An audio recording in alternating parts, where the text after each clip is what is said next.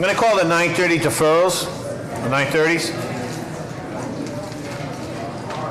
I believe I have the 160 West 7th? Yes, sir. Okay, Dennis, I'm going to call BOA 853-913, 160 West 7th Street. Name and address for the record, please. Good morning, Dennis Quilty, attorney McDermott, Quilty and Miller. Sorry for the late nature of this. We had a meeting in the corridor a little while ago with a couple of abutters. We agreed to defer if allowed to give them a chance to meet with us to go over the plans one more time. So we're going to make a motion for deferral. Is there a second? Second. All those in favor? Aye. All opposed? We have a date of November 13th. Thank you very much. November 30. Are there any 10:30 withdrawals or deferrals? 11:30s deferrals or withdrawals. Counselor, address. 106 Forest Hills. Give me 2 seconds here. For the record, calling BOA 851-215-106 Forest Hill Street. Name and address for the record. Jeff Drago, 15 Broad Street. We are actually in the process of redesigning the project to keep the building, which is something the abutters wanted to see. So we are seeking deferral to continue to work with them on that. If you have something in late January, if that would be okay, if it's available or not. We haven't set the dates for the 2019, but we can give you December 18th. Perfect. Thank you. I'll make a motion for deferral. Second. All those in favor? Aye. All opposed? We have a date of December 18th. Thank you. Are there any other deferrals at 11:30? Hearing none, we'll call the 9:30 case. Calling BOA 850-622, 355 to 359 Congress Street. Mr. Chairman of the board, I recuse myself from this case. This is interior renovations for a change of occupancy from 2 dwelling units, restaurant and offices to 7 dwelling units, restaurant and offices. The violations, Article 8, Section 7, a multifamily is a conditional use. Article 14, Section 14-2, additional lot area is required. Article 17, Section 17-1, open space is insufficient. And Article 23, Section 23-1, off-street parking is insufficient. Name and address for the record, please. Good morning, Mr. Chairman, members of the board. Mark Lacasse. Mark, can I just, could you, when the applicant comes up here, could you please speak up? We've had a couple of people from the audience not able to hear. We have a very hard time hearing them as well, and they're right in front of us. So, and that's just basically recording, so you really got to lift your voice. So, appreciate that. Thank you. Good morning, Mr. Chairman, members of the board. Mark Lacasse, Lacasse Law, 75 Arlington Street, Boston, Mass. I represent the applicant, Boston Property Ventures. With me is Taylor Harrington, who is the Director of Operations for the proponent.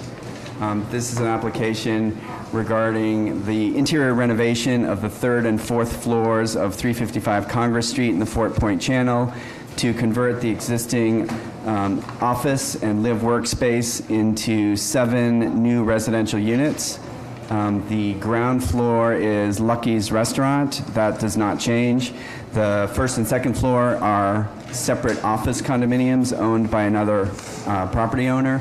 Those are not changing. So this application relates solely to the 3rd and 4th level, which is being converted into residential units. We had an abutter meeting and a meeting with the 4 Point Neighborhood Association and received general support for the project. The zoning issues before you are that the residential use is conditional because this is the underlying base code and this is a manufacturing subdistrict. So residential uses are conditional, but as you know, certainly the 4 Point Channel area has abundant residential use and the use is welcomed at this property. The zoning relief relates to the additional lot area of 1,000 square feet per dwelling unit is not able to be met because the building is existing and occupies virtually the entire footprint of the lot area.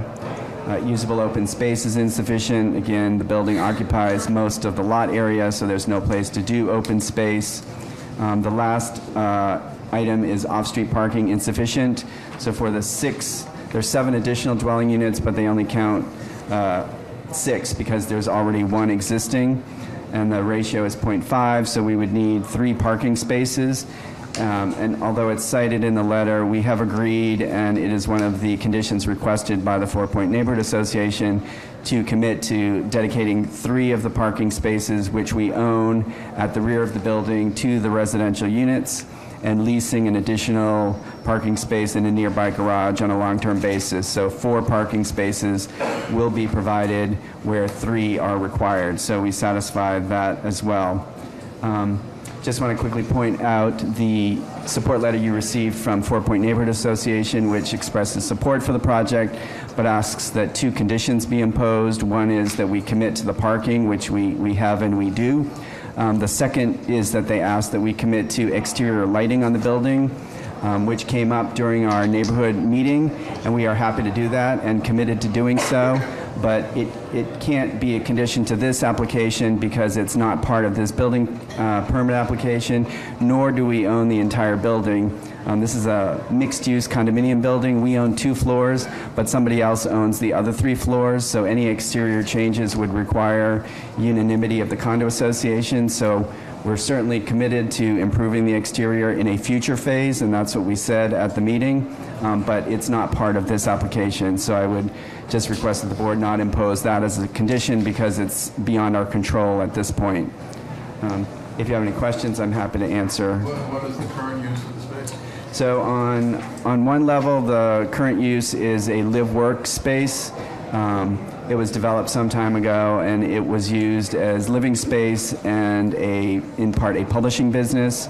And then on the 4th level, again, mixed use, there was a home office for somebody who also lived on that floor as well. So it's basically converting large live-work spaces into smaller residential units, exclusively residential. And these will be rental or condo? These will be condominiums. Okay, any questions from the board? Is there anyone here to speak in favor of the project? Mr. Chairman, members of the board, John Allison, Mayor's Office of Neighborhood Services. We'd like to go on record in support. As the proponents noted, they did hold an abutters meeting and presented to the 4 Point Neighborhood Association. 4 Point did send in a letter, which I believe the board has, supporting the project. Thank you. Madam of the Chair, members of the board, Ana Calderon from Councilor Flink's office. We would also like to go on record in support. Thank you. Mr. Chairman, members of the board, Paul Sullivan, on behalf of the Council, allows Michael Flaherty, echoing the sentiments of the Mayor's office, Council to go on record in support. Is there anyone here to speak in opposition? Can I have a motion, please? I'm going to make a motion to approve with, I'm just going to make a motion to approve. Second. All those in favor? Aye. All opposed? Motion passes. Thank you so much. Calling the next case, calling BOA 851-150, 538 East 6th Street. This is the proposed 3 off-street parking at the rear of the building and a proposed curb cut. The violations, Article 68, Section 33, off-street parking loading requirements. The off-street parking facilities required by the Section 68 shall be provided on the same lot as to the main use to which they are accessory. Name and address for the record, please. Good morning, Ellen Quigley, 538 East 6th Street. And I'm Ian Urquhart from Prince Bell, 1 International Place, Suite 3700. You're not doing 542 as well, are you? I am doing 542 as well. Both of them, we're doing one at a time. Okay. We'll do one at a time. Okay. Name and address for, I'm sorry, thank you.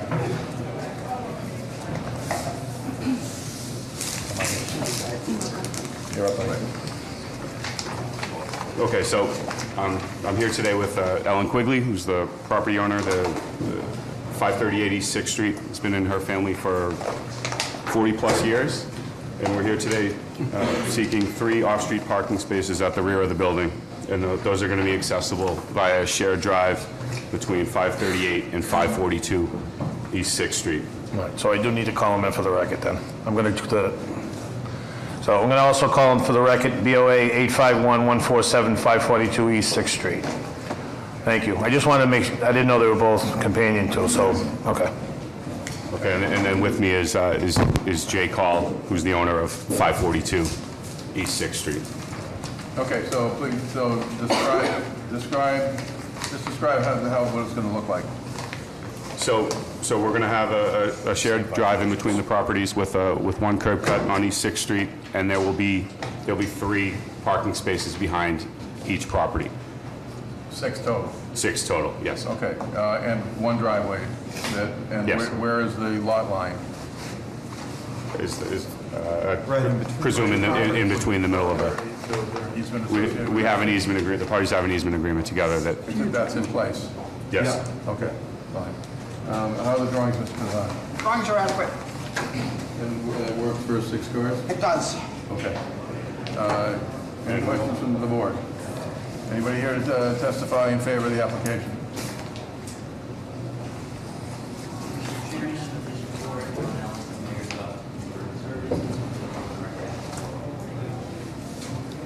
I have 3 letters of support for the record as well. Okay. Anyone here speak in opposition?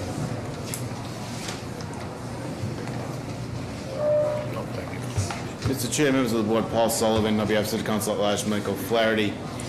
Due to the fact that these proposals would fall under the new Article 68 in the effort that went into drafting those articles, that Article 68, Council at this particular point is unable to go into support, unable to support the proposed projects. However, does recognize that certain projects do have merit and will leave it to the discretion of the board. Okay. Can I have a motion, please? Motion approved. Second. All those in favor? Aye. All opposed? All set. Thank you. Calling the next case, calling BOA 863-263, 776 East 6th Street. Too many sixes. This is a renovation with proposed one-story addition with basement at the rear of the property and a one-story addition at the 3rd floor with roof deck. The violations, Article 27S, Section 5, this is in the South Boston iPod applicability. Article 68, Section 29, roof structure restrictions. Article 68, Section 8, the floor-to-area ratio is excessive. Article 68, Section 8, the building height is excessive in feet. And Article 68, Section 8, side yard is insufficient. And Article 68, Section 8, rear yard is insufficient. Name and address for the record, please. Good morning. Excuse me, James Oakley, attorney, and Miller, representing the property owner, Far Red, Ryan Tony. The owner of the property in question, project architect, Ted Lucy, This is a renovation of existing buildings, which was the subject of a fire in the 1970s. At that time, the top or 3rd level of the building was destroyed. The building was rehabited, if you will, as a 2-family in 1976. There are 6 connected row house buildings here. 4 of the 6 have done similar addition to replace the old 3rd floor, which is what that addition is in this case. We have photos of the fire if you'd like to see them. So the fire went across the top? Yes, sir. So all the buildings were affected, so this would be this work of the 6th, which is now replacing that 3rd level. We have a very successful neighborhood services and butters meeting. The property owner met with Councilor Flynn early in the project. There is no change of occupancy here, no change in bedroom count. The applicant is sprinkling the entire building. We have 11 letters of support to provide to clerk. 13. Excuse me, 13 letters of support. Again, other than that, it's a renovation. Bless you. Can I just ask a question? Looking at this picture, it's a pretty serious fire. Was this a mansard roof originally? That's what it looks like. So you just raised the top floor and people rebuilt up to the top of the 2nd floor? Is that what happened? I'm sorry, say. Was it after the fire, when the rehabilitation was done, they raised the top floor and left it as a two-story unit? They capped it, and in other words, the 3rd level was not rebuilt. Right. So is it a flat roof now? Is that what? Yes. Yeah. Oh, interesting. Let me provide, there's a better shot. And again, some of the other property owners have added back on it too.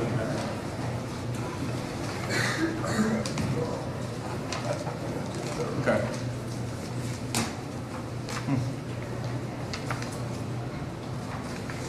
How are the drawings, Mr. Mazzani? Drawings are adequate. Is anyone here to testify in favor of the application?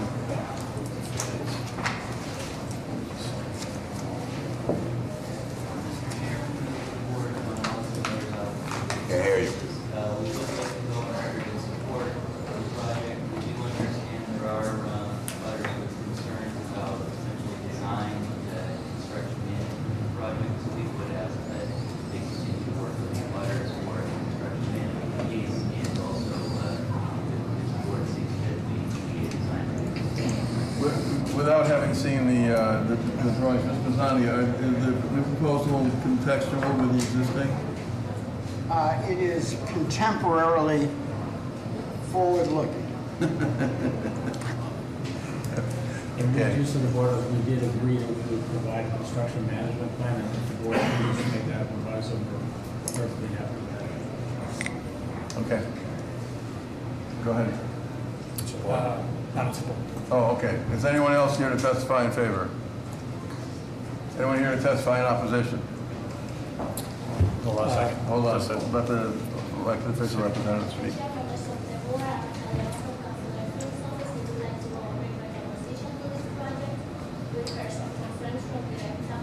Can you speak up a little, please?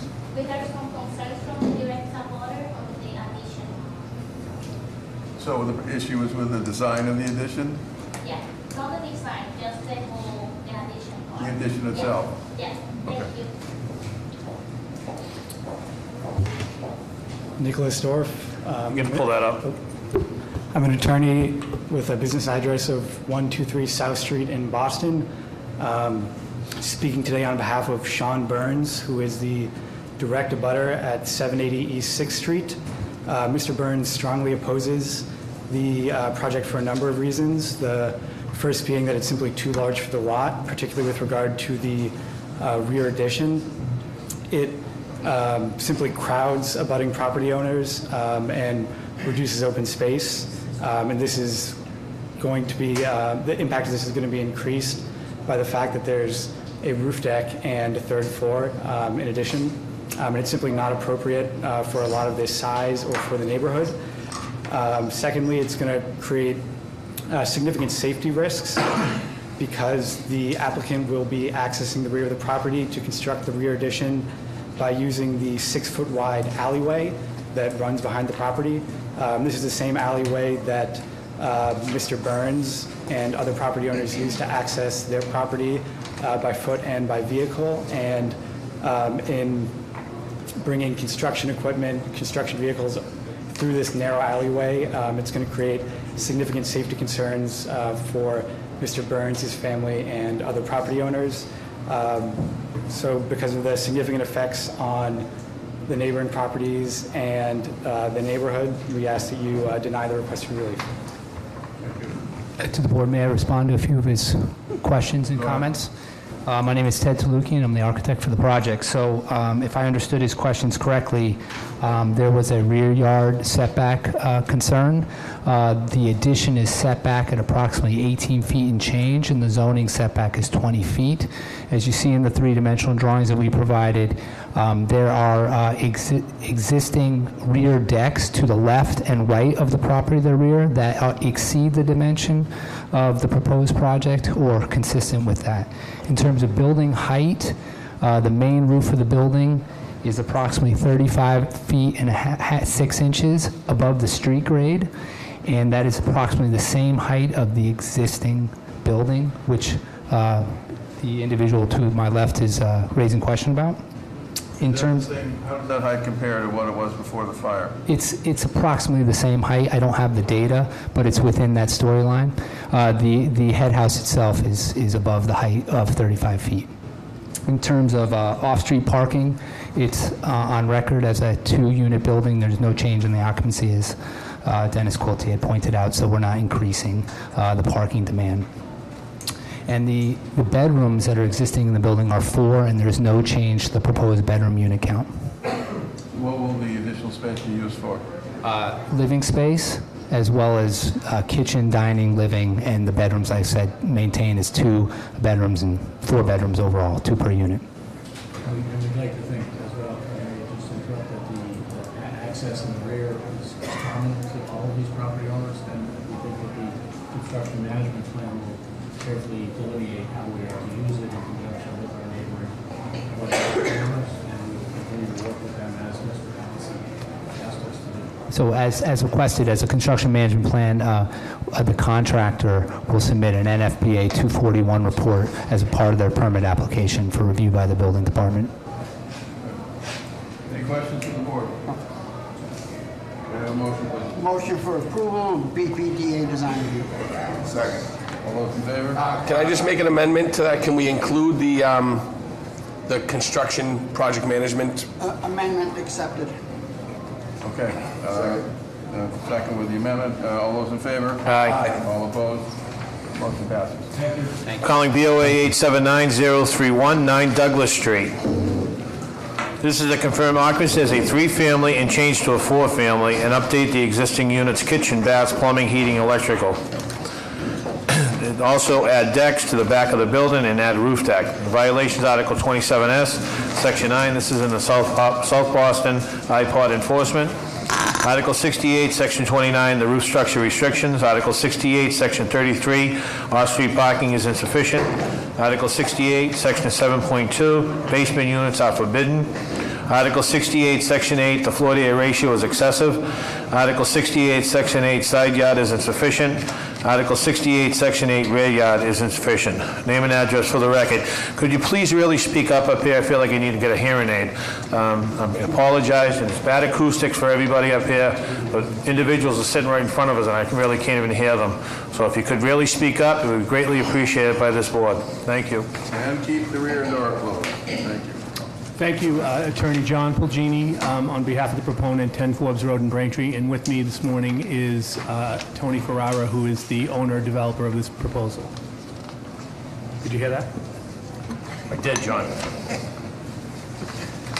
So the project before you, the zoning in this neighborhood is multifamily residential. The current is it's currently being used as a 4-family. The change is from a 3-family to a 4-family. Update kitchens and baths and add decks to rear. On the violation, one of the things that was mentioned was a roof deck that has been removed, so that is not part of this proposal that's before you. As you stated, the violations are the iPod roof structure restrictions, which is being removed. Off-street parking, which is pre-existing. These are attached row houses. There's no driveways, so everybody in the neighborhood has no off-street parking. Basement unit forbidden. This is currently being used as a basement unit. And FAR in this area is 2. The existing is 2.28. That will not change. Again, side yard, nothing will change. The rear yard is we have a deck that was added, and that deck is causing a rear yard violation off the back. That is just on the lower level. The unit sizes in the basement is 508 square feet. That's for a 1-bedroom, 1-bath. The ceiling heights in the basement are 8 foot 8 inches.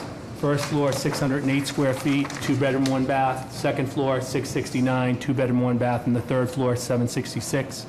Single family, it is square foot, 2-bedroom, 1-bath. We had an abutters meeting. There was concern at the abutters meeting with respect to the roof deck. We've amended the plan to reflect the removal of that roof deck as part of the proposal before you this morning, or this afternoon.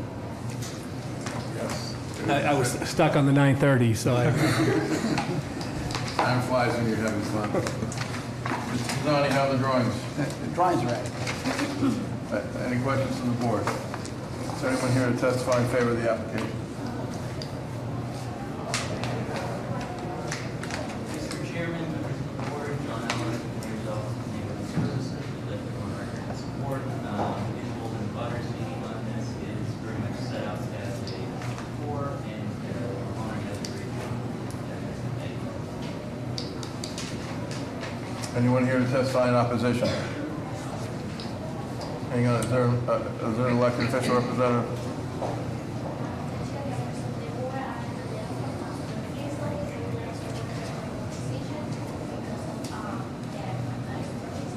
I'm sorry, because of what? iPod. Good afternoon, Mr. Chairman, members of the board. My name is Brendan Donahue. I live at 7 Douglas Street, unit number 1. I'm the owner of that property. I'm speaking this morning or this afternoon in opposition to the plans as they stand now. First reason is currently in the basement unit, which has been described as the 4th unit of the building. That is an illegal unit. It was added by the previous owner at some point in time. It was never converted to a proper legal unit. That's the first reason. So it should not be considered an actual 4th existing unit.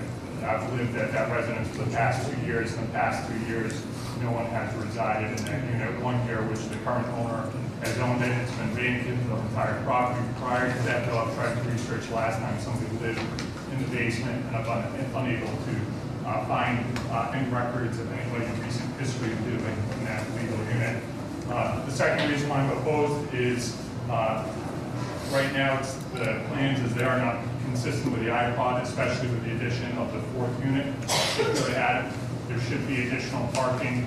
Neighbors at the community meeting were opposed because there is no off-street parking, and they'll be adding a fourth unit. Finally, my third reason for opposition is currently the plans for the decks that will result in a deprivation of sunlight that I currently receive to my unit. It should be noted at the community meeting, the developer and the architect agreed to conduct a shade study and provide me with a copy of that shade study to determine how it would impact my property, the deprivation of sunlight. To this date, I have received no copy. Thank you. Mr. Pizzani, does the drawings indicate the unit is legally qualified? The existing condition drawing simply label it as a unit. There's no indication other than that it is shown as drawn as a unit. The floor to ceiling heights are adequate for a unit. Any egress and separation? Any egress and separation works. Want to respond? Just quickly, the issue was raised with respect to the shadow study. The shadow study, when we were contacted by the mayor's neighborhood services, was provided to them to forward to the abutter. We didn't have the direct contact information that was provided from the developer, which showed that there would be no shadow impacts whatsoever on his property, which currently has a roof deck as well. And that was more to deal with the roof deck than anything else. Oh, decks. Okay. Any other questions from the board? Can I have a motion, please? I'm going to make a motion to approve with, Jeff, do we need your help on this? I'm going to give it. Motion to approve with BP, actually, I'm going to, just a motion to approve. Can we just make sure that that gentleman gets that study? Yes. Did you see that? Is there a second? Second. All those in favor? Aye. All opposed? Motion carries. Calling the next case, calling POA 861-344, 19 Eastman Street. This would create a three-story addition to an existing 19 Eastman building, which extends living space into a new basement. Increase building occupancy from 6 to 6 families. Create a roof deck for the 3 new units, which extends over the existing roof. The violations, Article 65, Section 8, MFR is forbidden in 3F 5000 district. Article 65, Section 9, the floor-to-area ratio is excessive. Article 65, Section 9, the building height is excessive in stories. Article 65, Section 9, the building height is excessive in feet. Article 65, Section 9, the front yard is insufficient.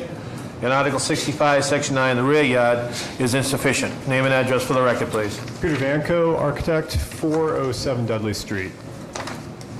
Alcantara, owner. Okay. You want to describe the project and the variances that are involved? Yes, good morning. What you have in front of you, good afternoon, rather, yes, sorry. We have 2 lots that are being merged together. This is a 3F 5000 district. One of those 2 lots has an existing 3-family on it. The other is a vacant lot. Through the merger of these 2 lots, we're proposing a 6-unit building that is in like and scale and kind to the neighborhood. It won't feel like a 6-unit building. It's going to feel like 2 3s that are lightly linked. We went through an excellent neighborhood process with the Upham's Corner Neighborhood Association. We had a fantastic process with them with overwhelming support. We have all of the things I think that are big check boxes for the board in terms of parking. We are satisfying those needs we have a 1-to-1 ratio for the units. The units are going to be condominiums, so that's also an advantage for the neighborhood. They will indeed. And so these are going to be marketed toward families, and we're really trying to help this neighborhood. And this is a corner lot which really could help with a lot of positive development in the area. So we're excited about it. So, are you raising the existing one? Or? We are not. Essentially, this is an addition. Okay. It's a 3-unit addition off to the side. We're keeping the existing 3-family. Okay. And could you describe the size and type of units? I could, yes. So in general, the results are 3-bedroom units. They generally are going to be in the 14 to 1,500 square foot range. They're going to be perfect for families. How are the drawings, Mr. Bonney? The drawings are adequate. Any questions from the board? Is anyone here to speak on behalf of the project? Morning, Mr. Chairman and members of the board. It's Christine Brandeo from Mayor's Office of Neighborhood Services. We'd like to go on record in support. Anyone here to speak in opposition? Okay, so have a motion, please. Motion for approval, BPVA design. Second. All those in favor? Aye. All opposed? Motion carries. Thank you. Calling the next case, calling BOA 865-483-162 I Street. This is a renovate kitchen, new master bedroom, replace windows, frame new partition walls, install new doors, install new floor. The violation, Article 27S, Section 5, South Boston iPod applicability. Name and address for the record, please. Cheryl Shrizzi, 162 I Street. And could you describe what you're proposing? This is an existing 3-family building. I'd like to renovate the first floor unit. It's a bi-level. It's up, down. It's been up, down for probably as long as the building has been there. All I want to do is move some walls and renovate the unit. The unit hasn't been renovated probably in 50 to 60 years. It's a real dump. And because of the South Boston iPod, it's 1,078 square feet on the 2 levels combined. So I need to go through this variance process to be able to renovate the interior. I'm not adding square footage, I'm not adding bedrooms, excuse me? No exterior work. Right now I do. I have a separate permit for, to fix the roof because it was leaking and to add new siding. But that's not part of this application? No. Okay. For this application, the purpose of this application is no exterior work? No It's exterior. all interior, okay. Yes. All right, okay. How are the drawings, Mr. Pizzani? Drawings are adequate. Is there anyone here to speak on behalf of the proponent? Mr. Chairman, members of the board, John Ellison, Mayor's Office of Neighborhood Services, we would like to go on record in support. We did hold an on-site abutters meeting. There were no objections raised. We haven't gotten any negative feedback, and this is consistent with the existing use of the building. Thank you. Ana Calderon from Councilor Flink's office, Mr. Chairman, and members of the board. We would like to go on record in support. Thank you. Is anyone here to speak in opposition? Can I have a motion? Motion for approval. Second. All those in favor? Aye. All opposed? All set. Calling the last case for 9:30, calling BOA 824-765, 10 Wendella Street.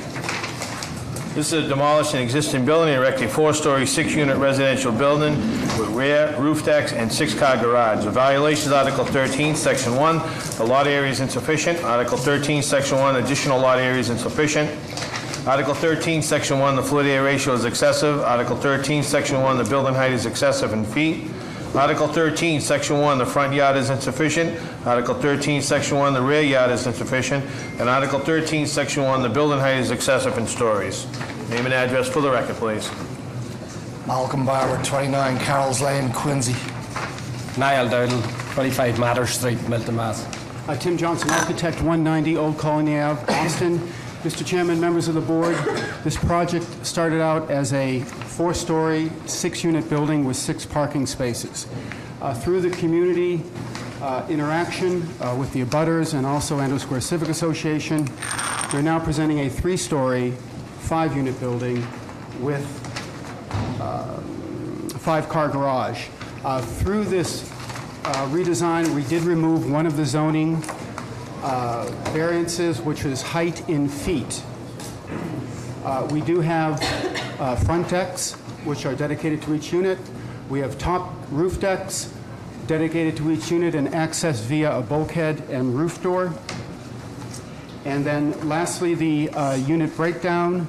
Ground floor are the 5 parking spaces with 1 accessible unit at 2-bedroom, 2-bath, 1,031 square feet. Second floor is a two-bedroom, two-bath at approximately 1,150 square feet, and the top unit's two-bedroom, two-bath at 1,200 square feet. And these are all both rentals? Rentals or condos? Maybe, undecided. You don't know?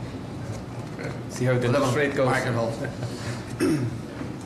Okay, how are the drawings, Mr. Bassani? Drawings are adequate.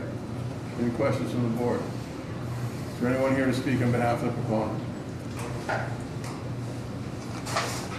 Mr. Chairman, members of the board, John Allison, Mayor's Office of Neighborhood Services. We'd like to go on record in support.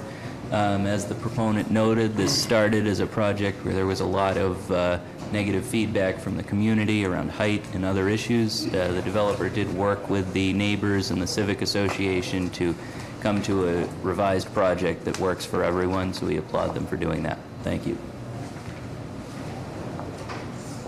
Mr. Chairman, members of the board, Ana Calderon from Councilor Flink's office, we would like to go on record in support. Thank you. Chairman and members of the board, Megan Kamala from Councilor Anissa Asabi George's office. The councilor would like to go on record in support. Thank you. Is there anyone here to speak in opposition? Do I have a motion, please? Make a motion to approve. Yeah, we're going to have BPDA design review. All those in favor? Aye. All opposed? The motion carries. Mr. Chairman, we also would like to enter in the support letter from the Amherst Civic Association. Thank you. Thank you very much. We're going to start the 10:30 hearings. The first case, BOA 835-795, 65 Burrell Street. This is erect a three-story building with 3 residential units. A violation is Article 50, Section 29, the lot area is insufficient. Article 50, Section 29, the additional lot area is insufficient. Article 50, Section 29, the lot width is insufficient. Article 50, Section 29, the lot frontage is insufficient. Article 50, Section 29, the floor-to-area ratio is excessive. Article 50, Section 29, usable open space is insufficient. Article 50, Section 29, the side yard is insufficient. And Article 50, Section 43, off-street parking is insufficient. Name and address for the record, please. Thank you, Mr. Chairman, members of the board. Jeff Drago with Drago and Toscano, with an address of 50 Broad Street. I have my client Oleg from K&K Development and James Christopher from RCA, the architect on the project. We're here to discuss 65 Burrell Street in Dorchester. Actually, is on the line of Roxbury and has a Roxbury zoning code that it falls under. And we're seeking to erect a 3-unit building on an empty parcel now. This particular building will be condoized, and the unit sizes are all the same, identical at 1,041 square feet, 3-bedroom, 2-bath units. Although we are not creating parking, we are restoring curb cuts, so 3 curb cuts that you can see on the front page now will be replaced as part of this project. We actually had 2 abutter meetings that went well. We also worked with a particular park called Unity Park in Roxbury to help add to green space and rehab that park as well as part of this project. Just to go over some of the violations that were mentioned, it is a 3F 4,000 district. We're at 2,784 square feet. So we are seeking a variance for lot size, both width and frontage. 50 is what the code asks for. We're at 32. Our FAR is 1.34. 0.8 is what's allowed. Open space, 650 per unit. We're at 483, but that's why we also wanted to work on helping with update one of the parks in the areas as well. Side yard is 10 as required. We're at 5 feet 10 and 5 feet 6 respectively, and although we aren't creating parking on site, we are restoring those 3 curb cuts. All of the sprinkler room, mechanicals, and storage would be in the basement underneath the units. I can pause now for any questions. So what provision for parking? I didn't quite understand. What is the provision for parking? It's 1 per unit would be required. And where? We're not creating any, but we are putting back the curb cuts. So you need variance for that? For parking as well. What's the situation with street parking there? So right next door to us is like an auto repair shop. So at night that's closed. It's just a business. Again, we are restoring the curbs. There's multifamily up and down that area. So there's on-street parking. Counsel, you say restoring the curbs, meaning you're cutting out the curb cut? We're getting rid of the curb cut and we're restoring sidewalks there. So right now, no one could park in front of there because there's this existing curb cut that goes 3 cars deep. Oh, I see, so. Yeah. So that's near the corner of, near Norfolk Ave, correct? Correct. Marshfield Street, that area? Yep. Okay, how are the drawings, Mr. Pizzani? Drawings are adequate. Any questions from the board? Is there anyone here to speak on behalf of the application?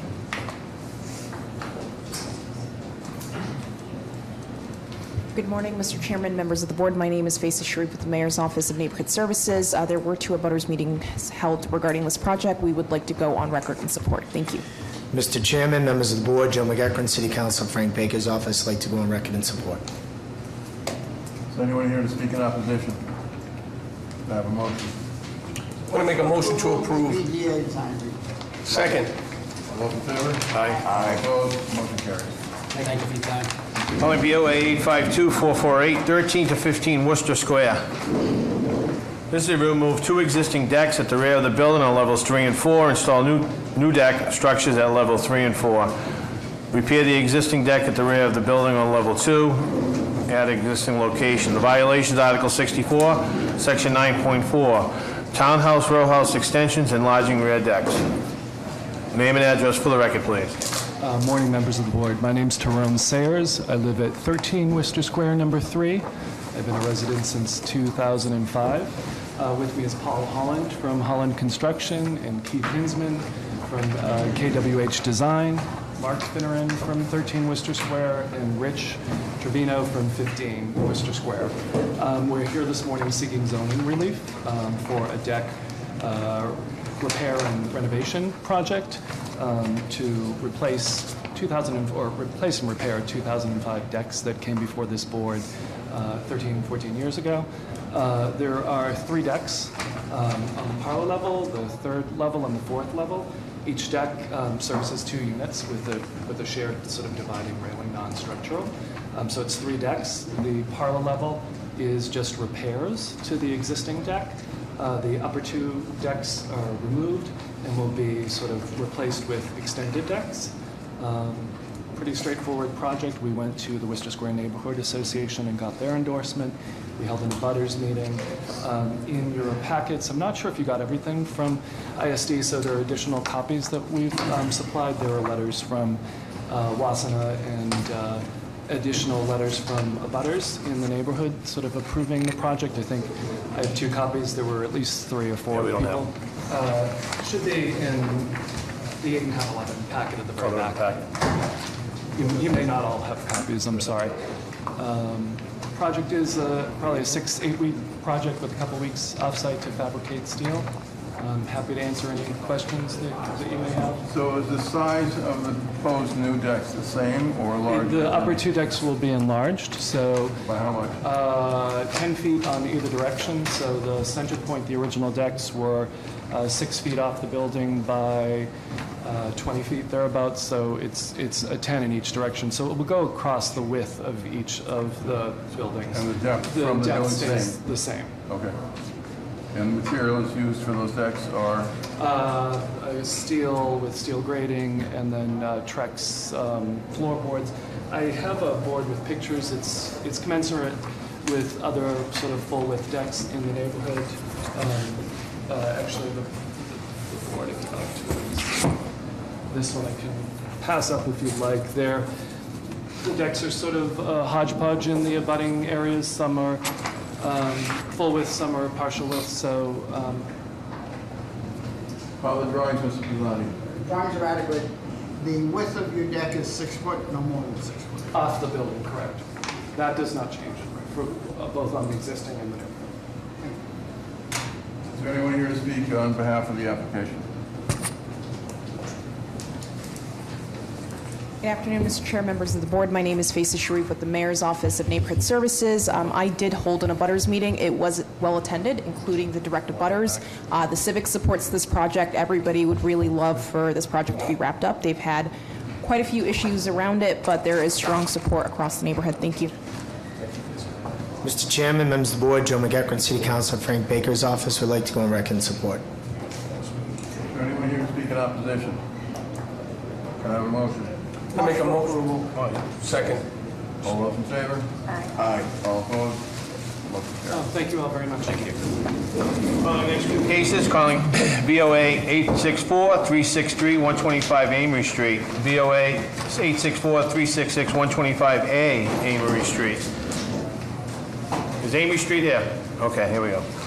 This is a subdivision of the existing lot consisting of 262,250 square feet into 5 different lots. Lot A to consist of 51,568 square feet. Lot 1A to consist of 52,856 square feet. Lot B to consist of 58,236 square feet. Lot D to consist of 73,059 square feet, with a 6-story, and a Lot E to be 26,441 square feet. Lot D is the parcel of the 6-story building at 125 Amory Street.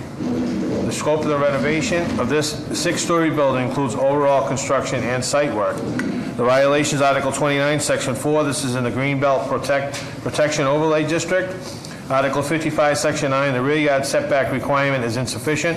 Article 55, Section 9, the lot area for additional dwelling units is insufficient.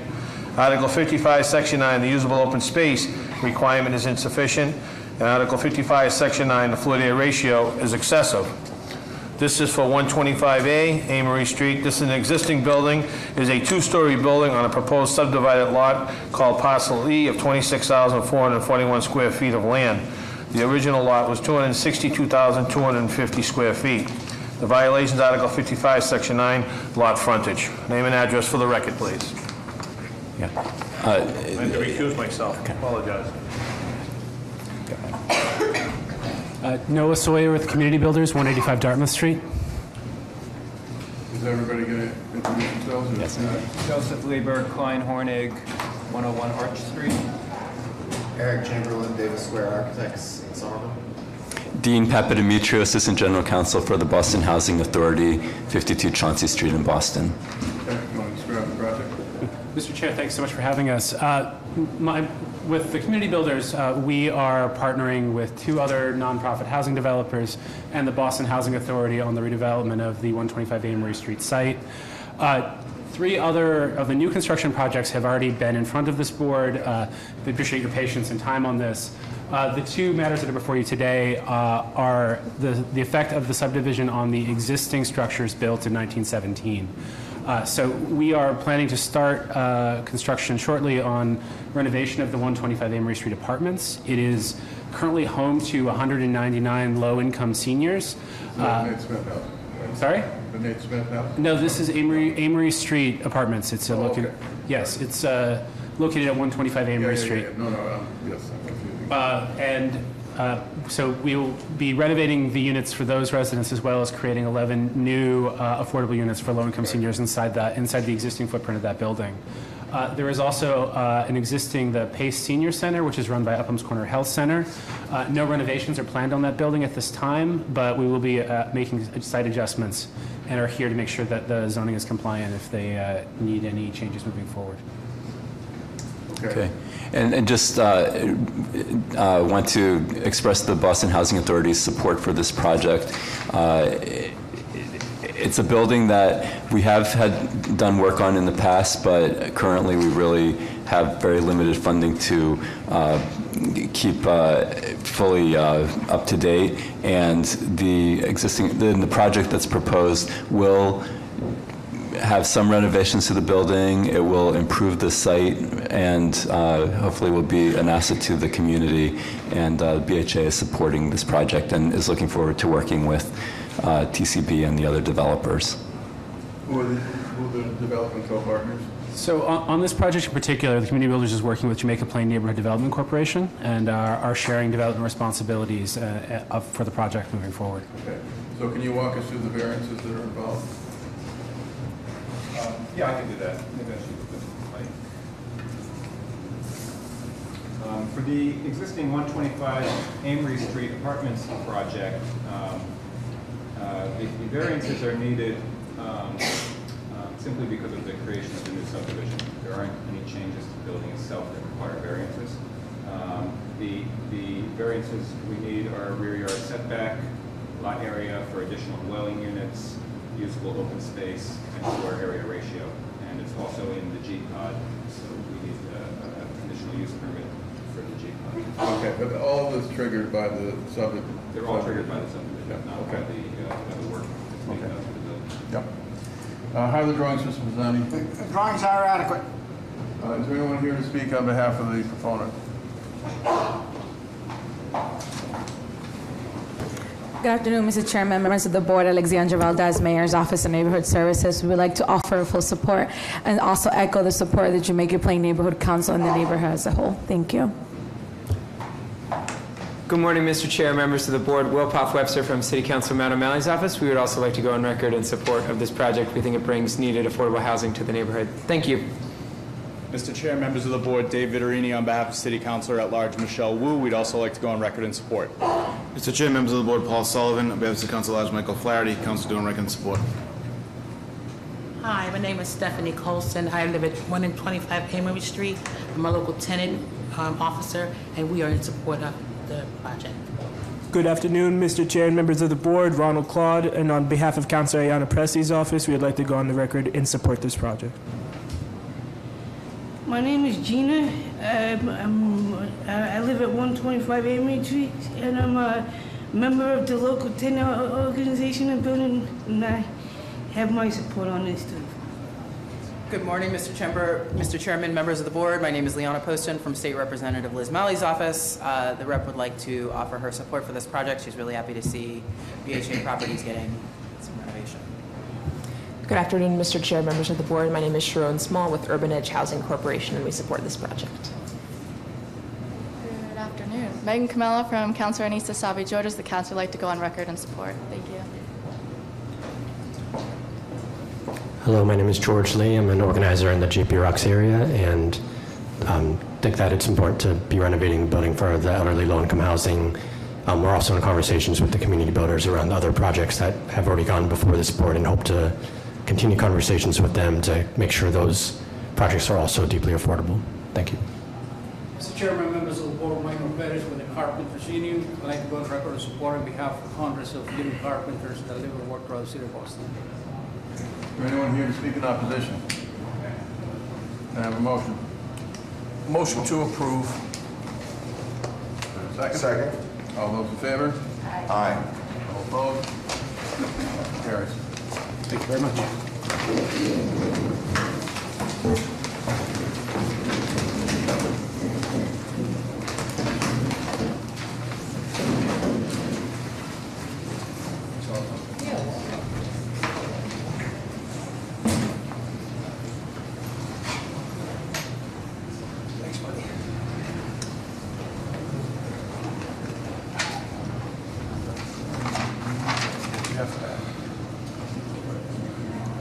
Calling the next case, calling POA 868-121, 33 Copeland Street. This is erect a new 8-unit multifamily building with parking below. The violation of Article 50, Section 28, a multifamily dwelling unit 8 is forbidden use. Article 50, Section 29, the lot area for additional dwelling units is insufficient. Article 50, Section 29, the lot frontage requirement is insufficient. Article 50, Section 29, the floor to area ratio is excessive. Article 50, Section 29, the height requirement is excessive. Article 50, Section 29, the usable open space is insufficient.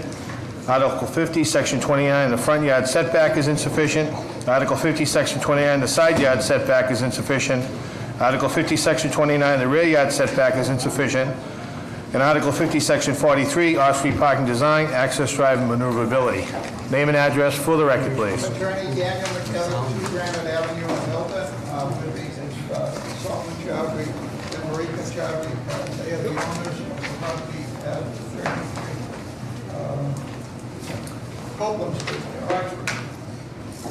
Can you describe the project? So what I'd like to do is to tell you that this project is a piece of a larger project that started many years ago. The Chowdhury's purchased a large parcel which included this particular property, which had been abandoned and boarded up for over 10 years at 63 Pelham Street.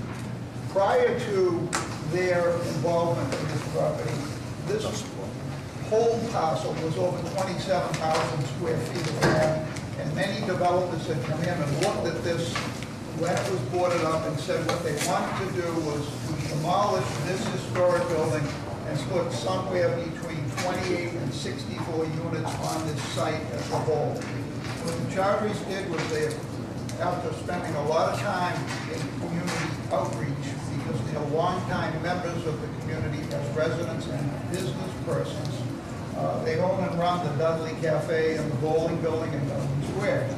So they bought this whole parcel and they remodeled 63 Perrin, first of all, with the understanding of the neighbors that after they did that, they would then put 8 units behind it.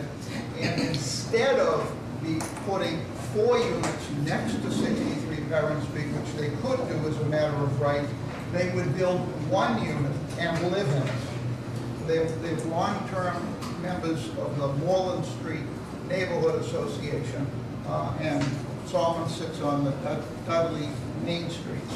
So they acquired the parcel, they did what they said they would do on 63 Perrin Street, and they built fabulous property.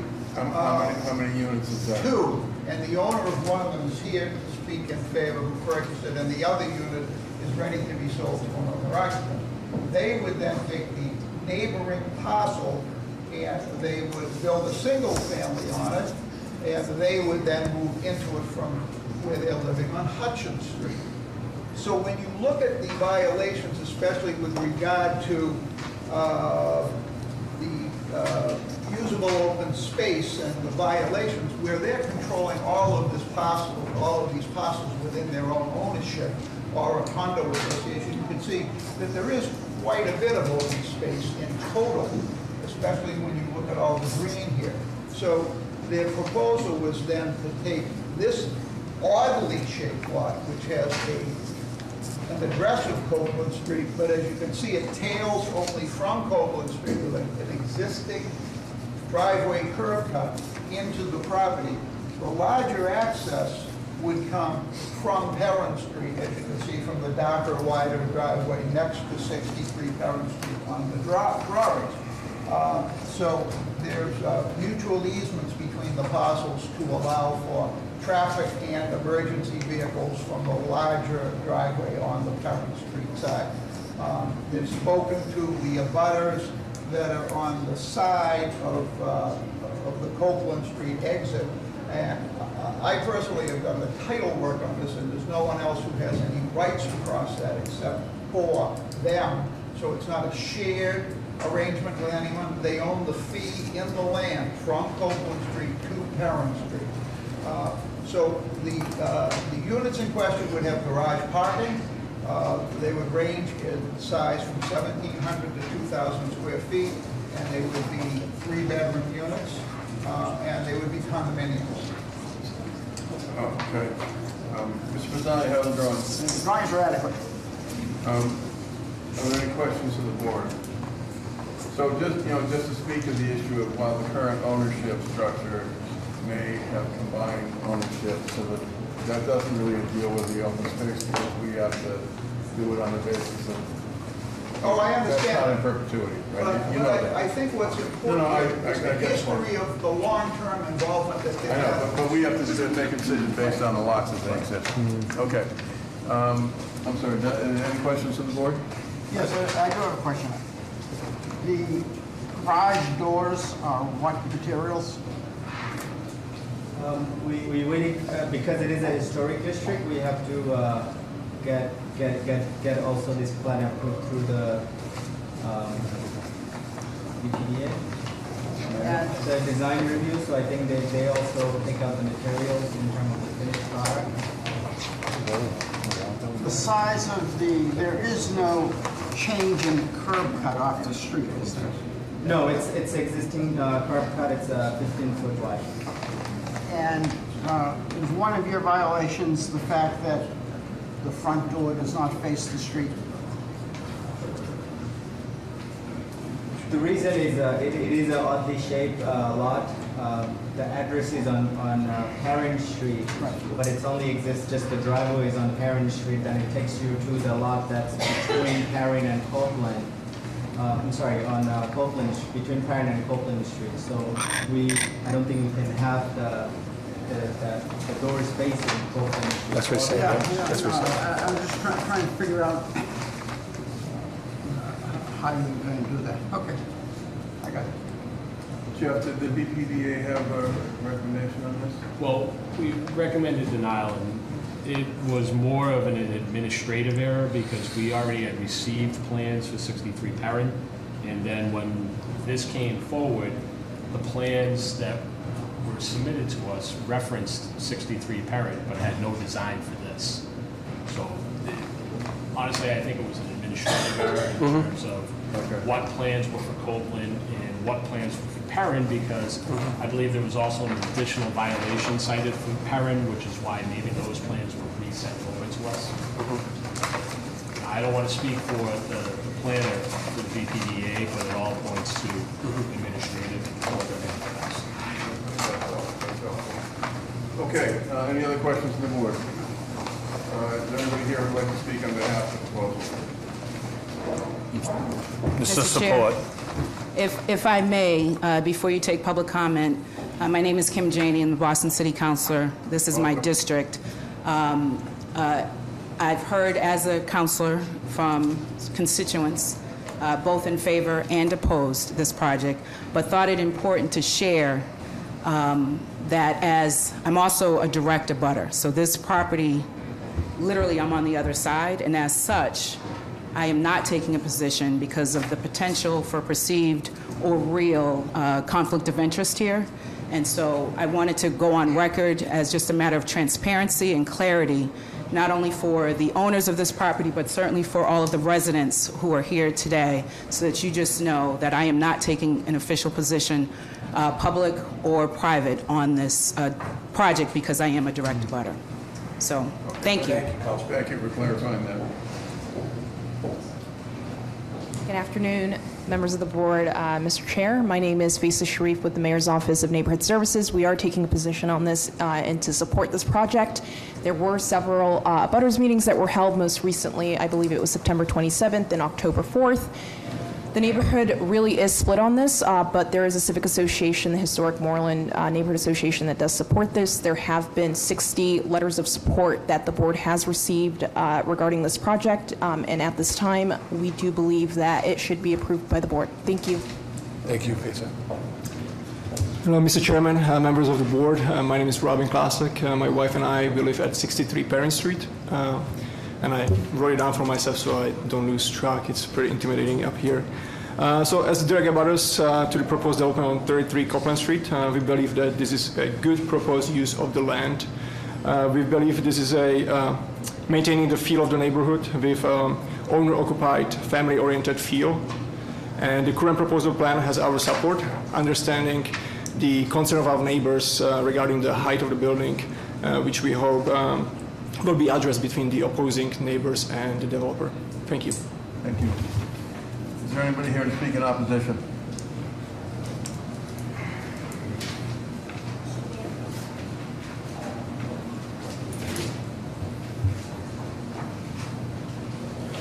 Mr. Chair, members of the board, Paul Sullivan on behalf of City Councilor at-large Michael Flaherty. On behalf of the abutters, Councilor Flaherty would like to request a deferral at this time. The residents who have reached out to our office have stated they are not opposed to development taking place, however have raised concerns on the number of variances being sought. By granting a deferral, the stakeholders can continue a thorough community process with hopefully an improved proposed development. Thank you. I am an abutter. Good afternoon. I'm an abutter of the property, and Can you put your name and address on the record, please? my name is Nia Beverly Dunker, and I live at 3 Langford Park, which is right behind the project. If you look at the lot is very unique, and it's crammed in, and it's basically sitting in the back, facing the back of every street that it's, I don't know, I hope you can look at the, I don't know if you guys have the lot in front of you, if you would look at it, just to see how unique it is. It's slammed behind my Langford Street, Copeland Street, Burton Street, and Perrin Street, so it's landlocked. It's very oddly shaped. Most of the homes surrounding are wood frame.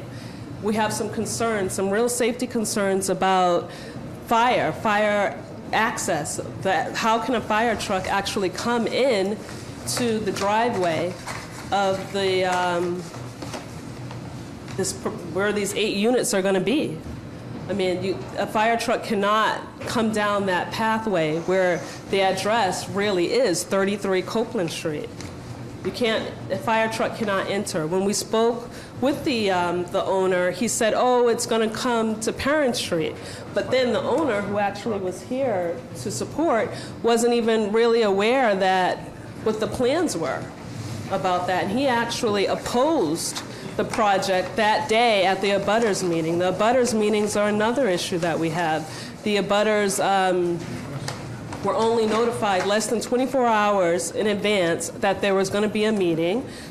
Like 6 o'clock that night, I got a letter saying that 6 o'clock the next night there was going to be a meeting, not on site, at another address, which is totally just, I mean, he's just confusing the neighbors. He's telling some neighbors this, getting support for this plan, telling other neighbors this, getting support for that plan, and then it's just creating division amongst the neighbors. And it's. I want to focus on the variances because that's really what I mean, where I live, it's going to be towering over my house. We asked for a shadow study. He did not supply a shadow study. Okay. And there's a park. My kids go to that park. There's not that many parks in that area in Roxbury. We actually have 2 for a large area in Roxbury that we have tons of kids coming and going down that street, where he's proposing the driveway, the mouth of the driveway, which could have between 8 and 16 cars. We really don't know. It changes every other day depending on who he's talking to. The cars would be funneled straight to the park. Thank you. We've got a lot of people in line. We're way behind schedule as is. We have to be respectful of each other and everybody else in this room. What I'm going to ask, we have a representative elected official here for the other folks who are testifying. If you register your opposition, but in terms of the substance, if you have new things to add, we had shadow study, density, open space, access to public safety mentioned.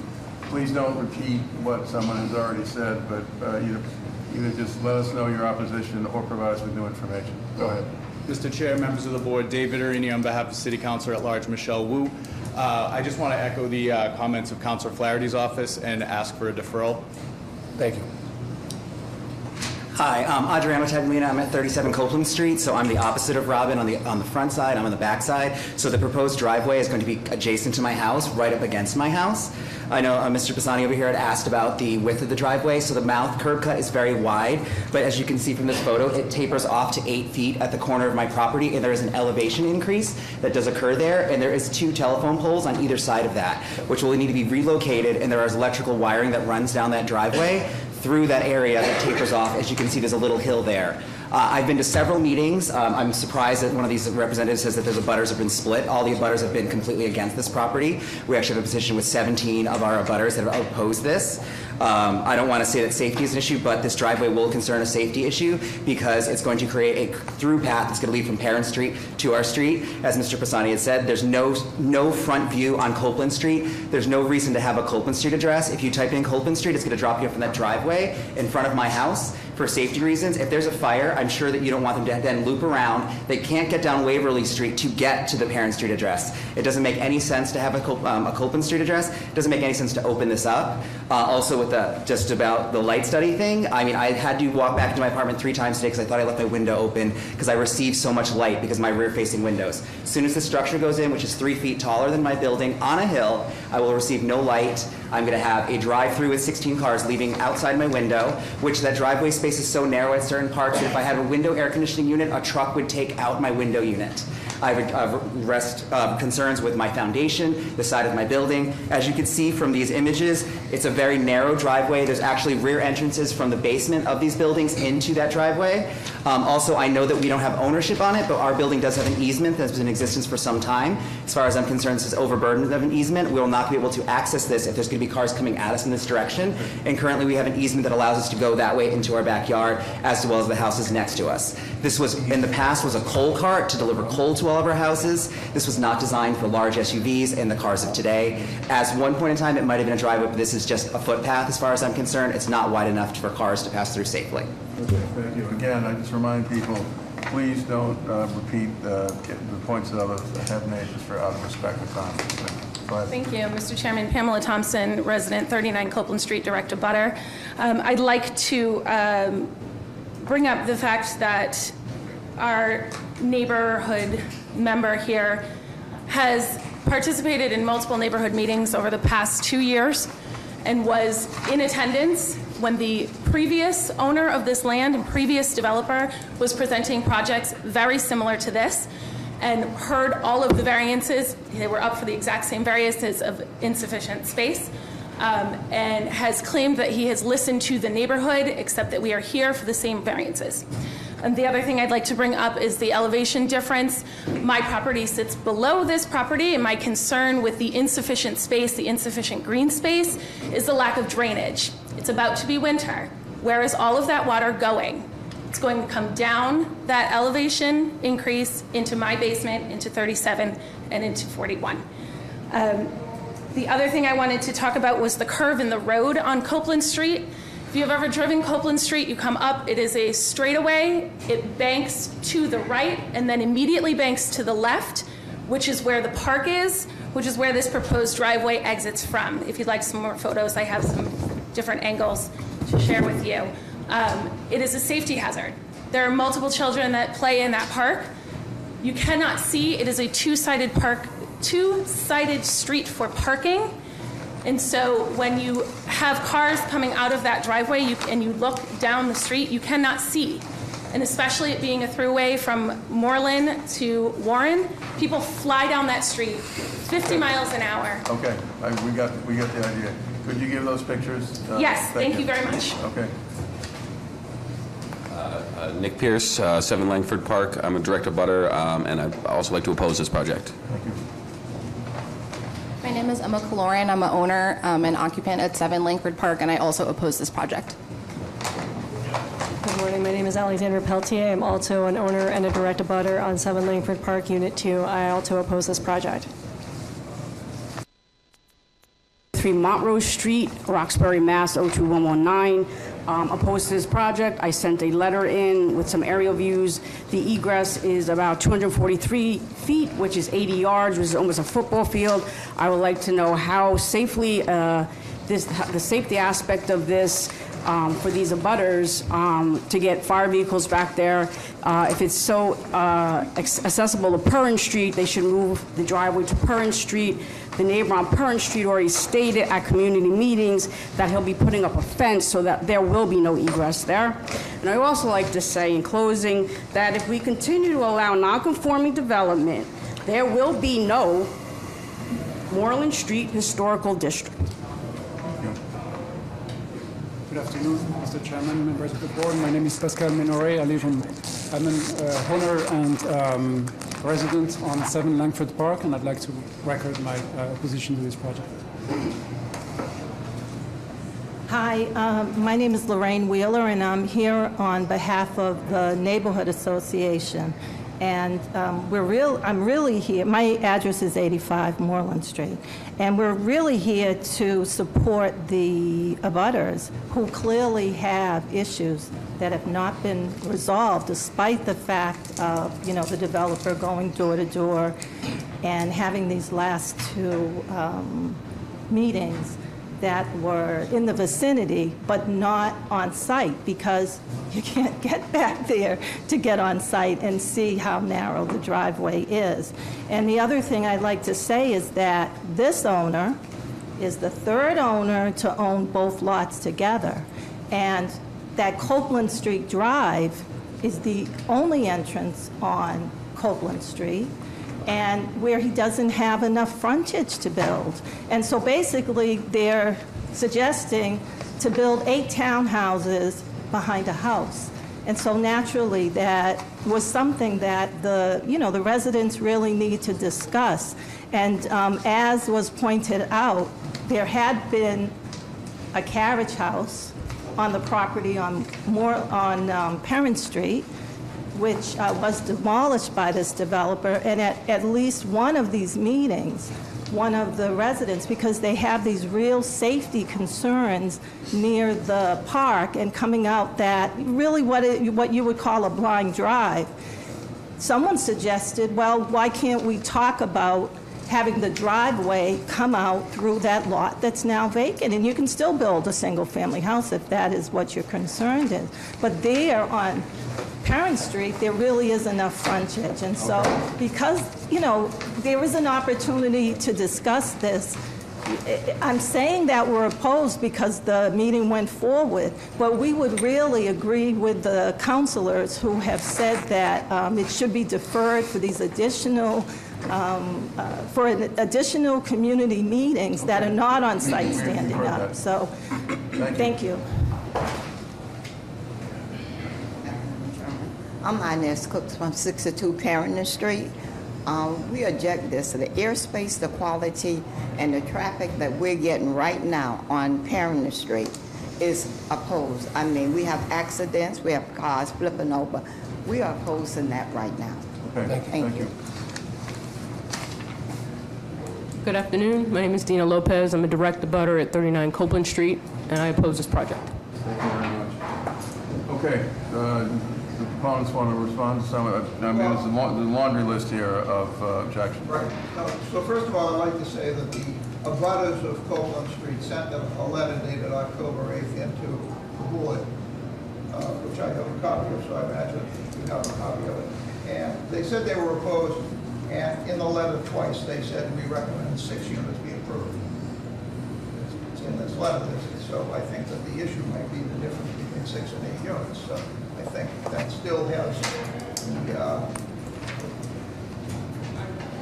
it's probably the same number of violations, maybe a few less square feet. But they're saying right in it, build 6 units, not 8 on this lot, and then propose solution.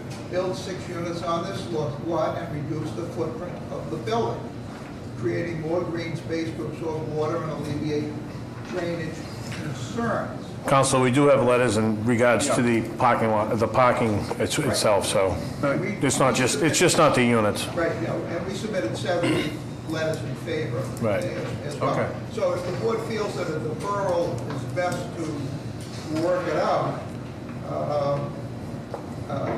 I can tell you that the address of this property was not chosen by my client out of thin air. But we understand. Plans are submitted to the we want to hear city. new things from you as well. They give it an address.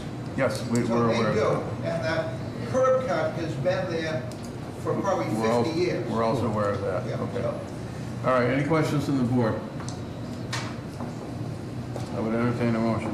I'm going to make a motion to approve with continued BPDA design review. Second. All those in favor? Aye. All those opposed? I'm opposed. I would like to make a motion to defer. At conclusion of this one. Okay, ordinarily the chair doesn't vote, but given the number of people here, I will, or I have to, and so I vote in favor of the motion, so the motion passes.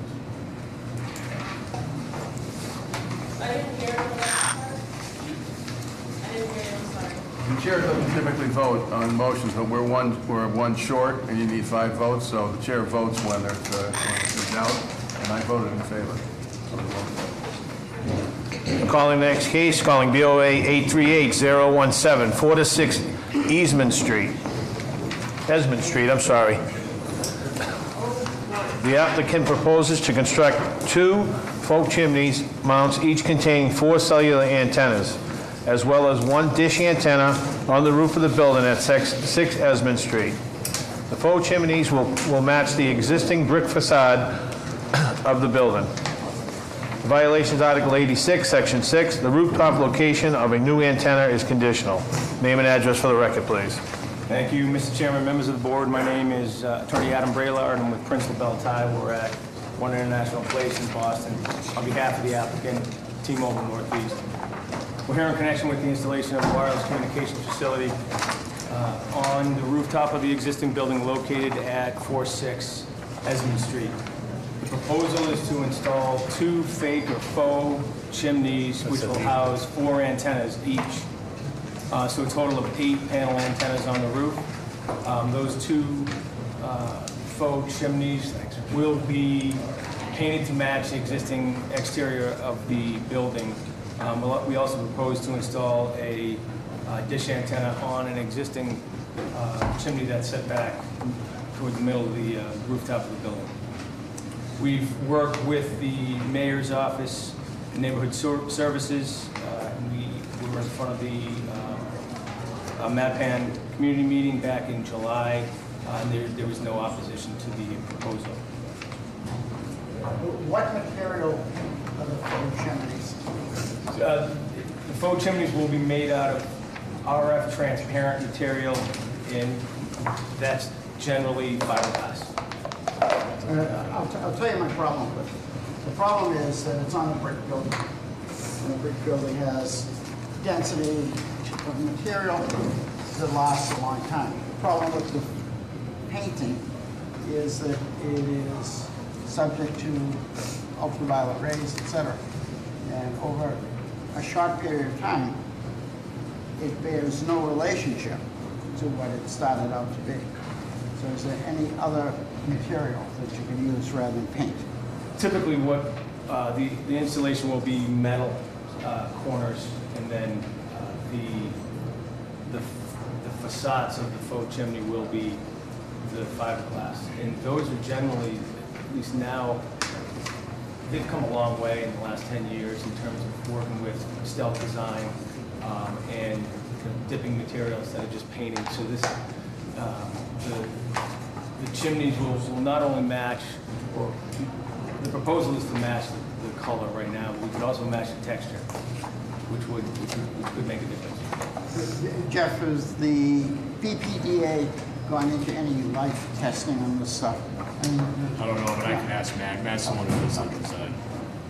We can work with those folks as well. Because, I mean, I think the criteria has to be not what does it look like on day one, but what does it look like 10 years from now. In my experience, it starts looking like Appalachia. Ms. Bazzani, apart from that question, how are the drawings? The drawings have a lot of information on them, so they're adequate. Okay. Any questions from the board? Is there anybody here to speak on behalf of the project?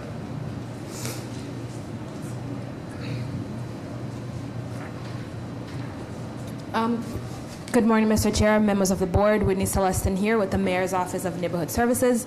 We held an abutters meeting for this project on July 21st. No one showed up to the abutters meeting, but I did not get any opposition or any concerns from the neighbors. We support this project. Thank you. Is there anyone here to speak in opposition? I have a motion.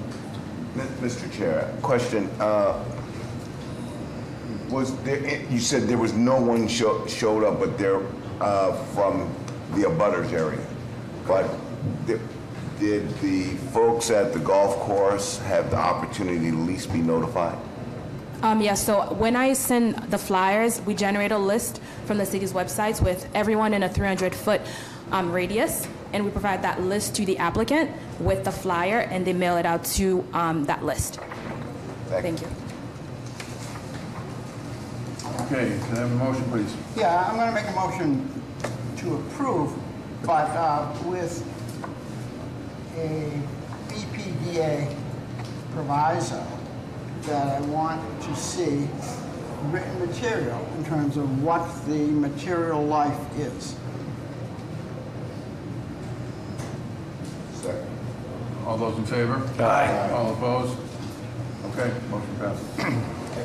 Calling BOA 823-636, 141 to 145 Norfolk Street. This is to raise 141 Norfolk Street, single-story, 960 square square feet and combine 4 to 6 Woodrow Ave and 139 to 145 Norfolk Street. Erect 2 new stores on the first floor and 4 units on the second floor and 4 units on the third floor. 145 Norfolk Street is a restaurant with 36 takeout, curb cut on Woodrow Ave and Norfolk Street to accommodate 7 to 10 parking spaces. The violations, Article 60, Section 40, off-street parking is insufficient. Article 60, Section 8, a multifamily dwelling is forbidden. Article 60, Section 8, takeout restaurant is forbidden. Article 60, Section 9, the lot area for additional dwelling units is insufficient. Article 60, Section 9, the floor-to-area ratio is excessive. Article 60, Section 9, the usable open space is insufficient. Article 60, Section 9, front yard is insufficient. Article 60, Section 9, side yard is insufficient. And Article 60, Section 9, the rear yard is insufficient. Name and address for the record, please. Good morning, Mr. Chairman, members of the board. My name is John Lyons. I'm an attorney with an office at 80 Copeland Street in Quincy, Massachusetts.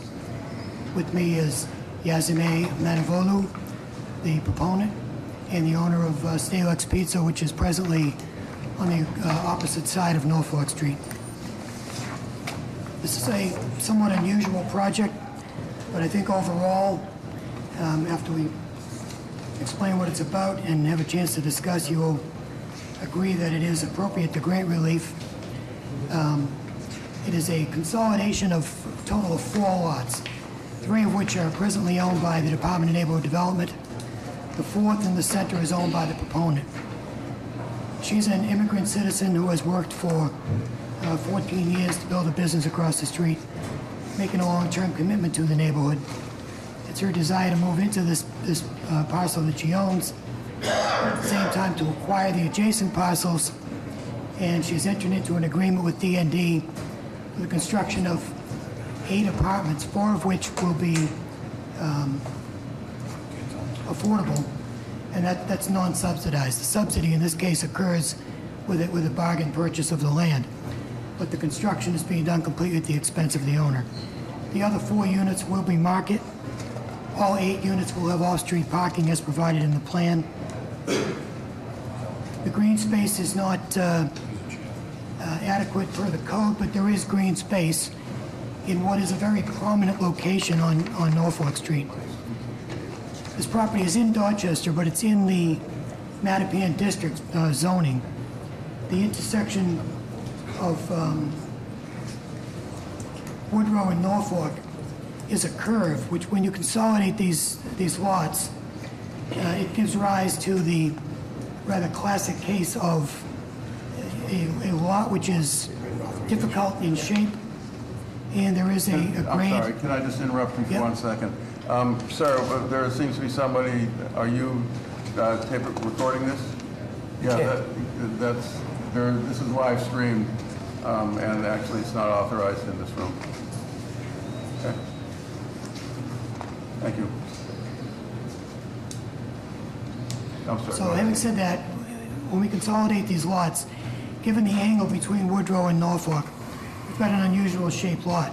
It's a prominent spot on Norfolk Street, and I think it deserves a better building than the vacant lots that are there now. If you look at the 1933 Atlas, which I'm not going to ask you to look at now, each one of these lots did have a commercial building on it, and through the years, through neglect, no one ever expected the city, never mind Dorchester, to come back to the way it has. The neighborhood has changed. It is zoned residential, but that zoning was in place in 1997. At that time, the commuter rail had not yet been restored. The Dorchester zoning did not come into play until 2002. Things have changed, and this neighborhood has really gotten strong. And that's evidenced by the association, and you will hear from the association, which has voted in support, and also from some abutters who have opposed generally. Okay, we'll hear that in testimony. Can you just speak to the variances that are involved? Well, given the shape of the lot and also the topography, it's essentially impossible to build something in compliance with the code. The plan, the way the building is sited, I think is the best compromise to make adequate use of the property and also to provide as much open space as possible within reason. and also to meet the setback and side yard where it can be met. It's really impossible with a lot of this shape and with the adjacent streets to meet the code. The FAR proposed is 1.3, it's 0.8 per the code, which is not tremendously excessive. Okay, we can count. Please. I'm just addressing one by one. I guess the major argument here in support of a variance is, number one, the reasonable use of the land. Number two, it is compatible with what is around it, on the streetscape, on Norfolk, on Woodrow. This is a fairly major commercial street. This building is 3 stories, which is excessive, but it's 35 feet, which is permitted. And it is providing much-needed housing, both market rate and, most importantly, the affordable piece, which again is being done at the expense of the owner. Okay. Ms. Pizzani, how the drawings? The drawings are okay. Yeah. Okay. Is there anyone here to speak on behalf of the project in favor of? Elected officials first, please. Good morning, Mr. Chair. Whitney Celestin here with the Mayor's Office. Mr. Chair and members of the board, Whitney Celestin here with the Mayor's Office of Neighborhood Services. I held an abutters meeting for this project on July 17th.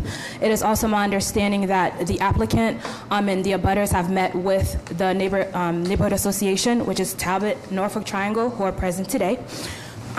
There's been a lot of back and forth, and they're also offering 4 affordable units out of the 8 units.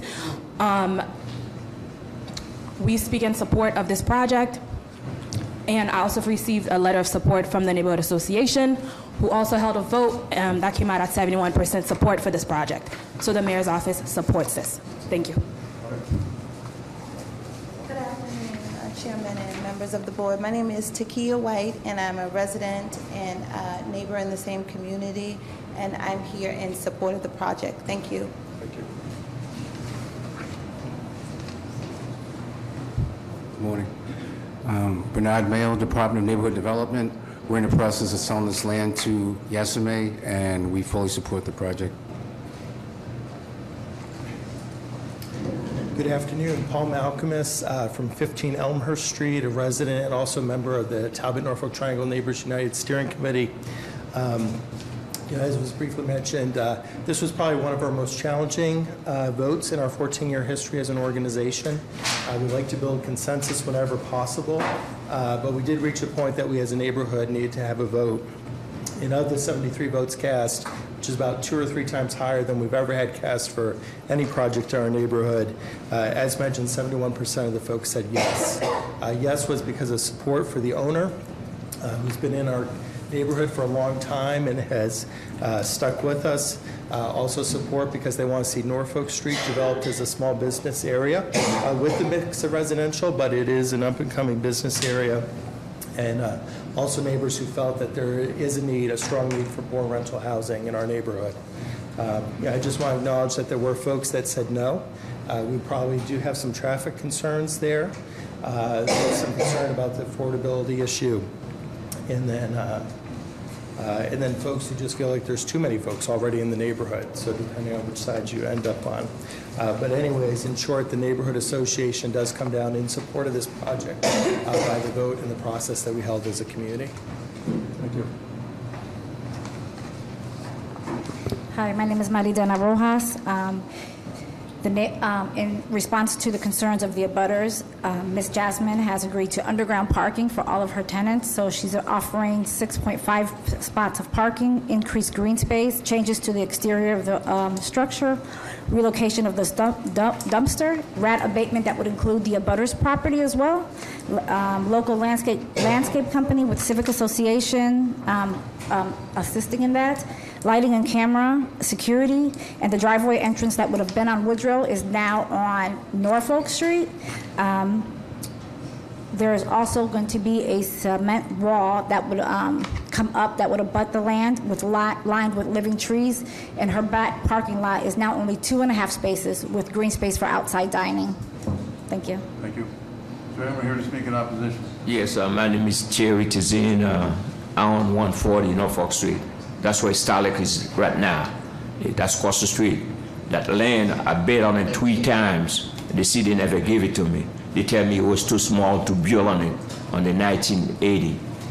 And I decided to leave it alone. I'm glad something coming on the neighborhood, but I just, too much traffic gonna be on that neighborhood because my restaurant's still gonna be across the street, and she's gonna be across the street from me. So, and the city taking large space from us, a lot of white pickets. You can't even park on that neighborhood no more. It's all white pickets all over around the corners. So it's nice to have a nice building, but I think it's too big for that neighborhood. It's supposed to be a little, because I'm across the street too.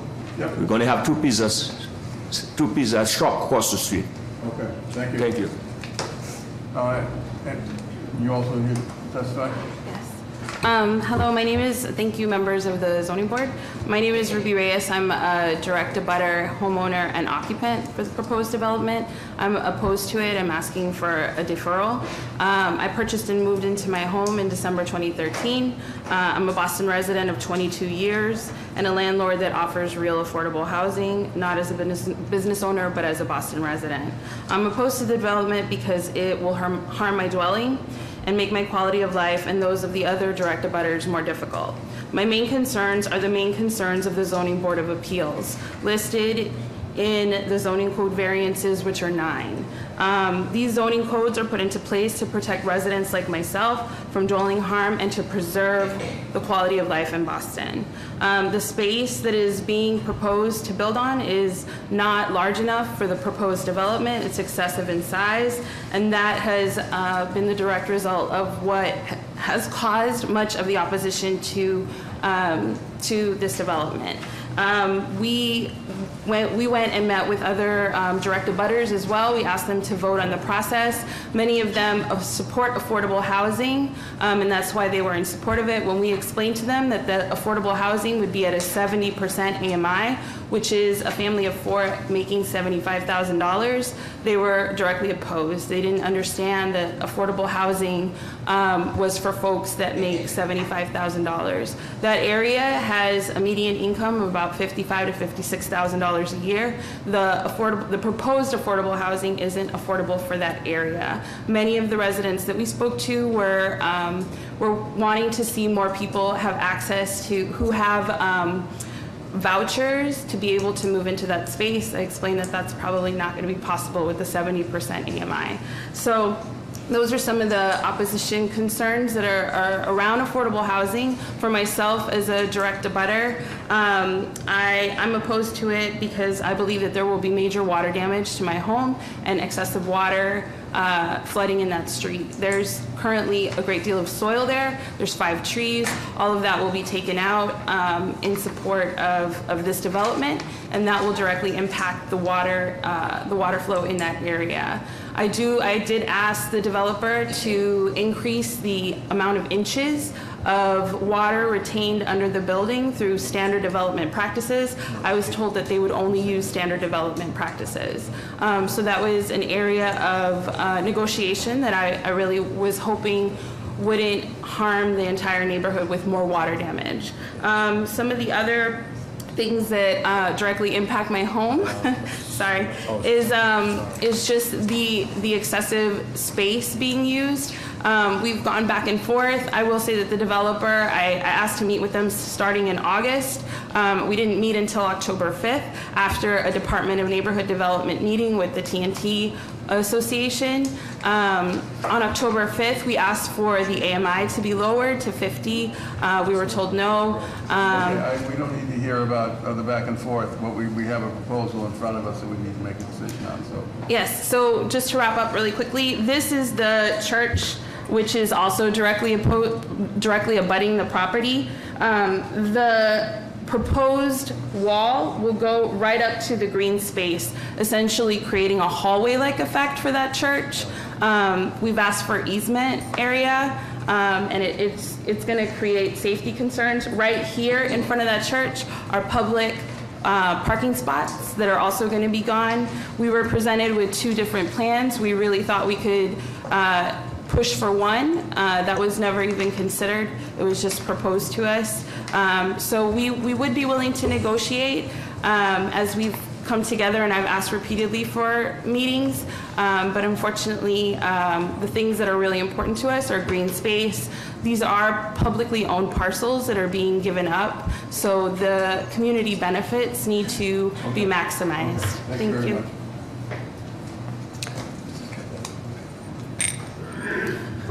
Hello, I'm George Lee. I'm also an occupant at 8 Woodrow Ave, directly abutting the property, and we're concerned because we didn't get notice for this meeting by mail, which I think is legally required. And as Ms. Reyes said, there's only one meeting that she was able to have with the developer to try to negotiate, and so we're asking for a deferral to try to find agreement on some of the issues impacting the property. In addition to what Ruby said about the concerns around water damage because of the, I think one of the variances is not enough open space, and so taking away that green space. This is the, you might have it in front of you, but the diagram of the development, so you can see that the driveway is directly by that church that she mentioned, and so the children who usually come out and have been playing in that green space, now they're going to be right against a driveway just feet from their property, which is going to cause safety concerns. And so the issues around the side yard and the excessive FAR is going to bring in more concerns around traffic on a really busy intersection. The excessive density of the building is also going to contribute to problems around light. We haven't gotten any shadow studies or traffic studies of what's going to happen in the dwelling at 8 Woodrow Ave. There's plants inside the building facing the windows that's going to be decreased in sunlight, as well as the garden, inability to do as effective gardening in the back, for example. So those are some of the concerns, and we hope that you'll agree with us and just ask for a deferral so we can just have conversations to figure out an agreement. Okay, thank you. Is that it for testimony? Okay, any questions from the board? You want to quickly respond to any of these? We've had multiple community meetings, formal and informal. As far as the church is concerned, that was brought up actually as part of this hearsay, but just since it's gotten in, the church is on a trapezoidal-shaped lot. It's got as much frontage on Milton Avenue as it does on Norfolk Street. It has green space and parking on that side. Most of the activity is not adjacent to the subject parcel. I agree that good neighbors should act as good neighbors, and I've had the conversation to that effect that over time, if this project is permitted and the proponent does move in, she'll become a neighbor and they can work things out. But we can't do anything formally which would impact title, liability, and all the other issues that would normally come up. As far as the flooding, it's constantly been raised. Water management is a function of the code, and there's an engineering solution to that. This site is also elevated probably 15 feet from 200 feet away where Woodrow Avenue passes underneath the adjacent commuter rail tracks. So it's not an area that's prone to flooding. The only issue is the management of the water on this site, and that will be done in accordance with the code and good engineering and design practice. Okay. All right. What's the pleasure of the board?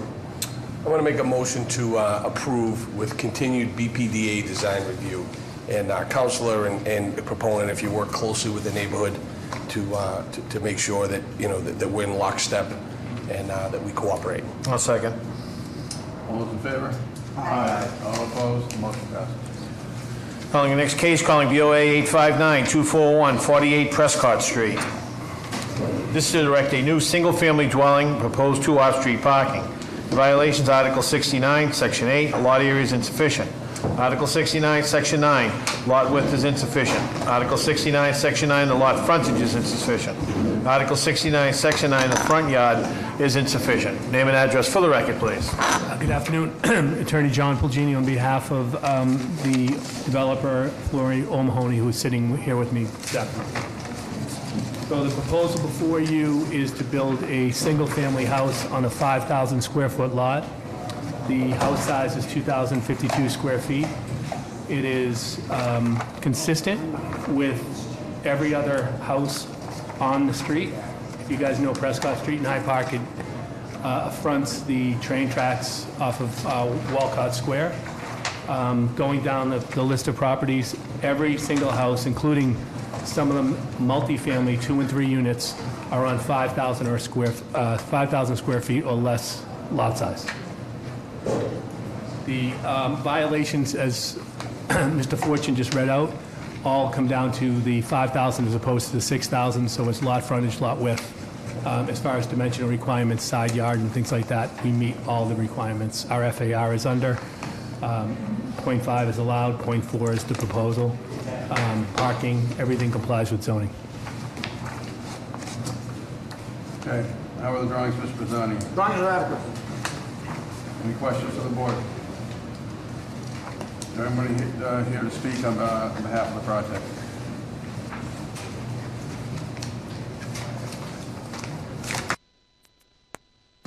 Good afternoon, Chair, members of the board. Brian Flynn with the Mayor's Office of Neighborhood Services, representing Hyde Park. We did hold an on-site abutters meeting. Although the abutters were opposed to the project, our office does offer our full support, as we do feel there's adequate space and it's only a single family. So our office would like to offer our support.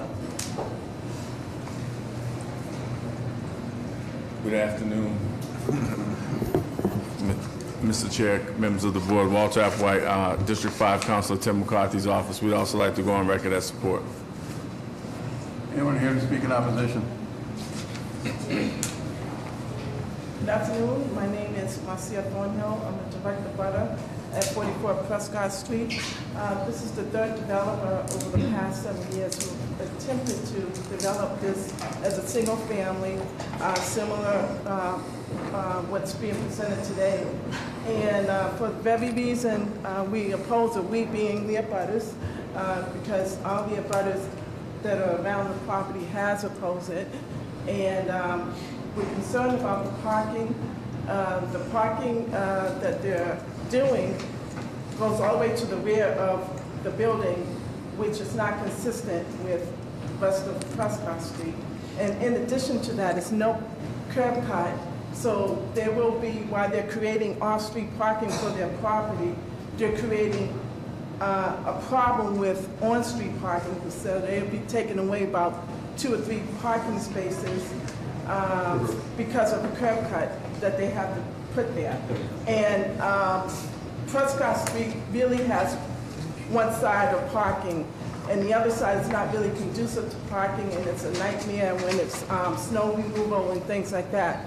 As a direct abutter owning a 3-family, there are other tenants in my building will need parking, and there's no parking now because there has been parking, a new structure that was built last year, same similar issue.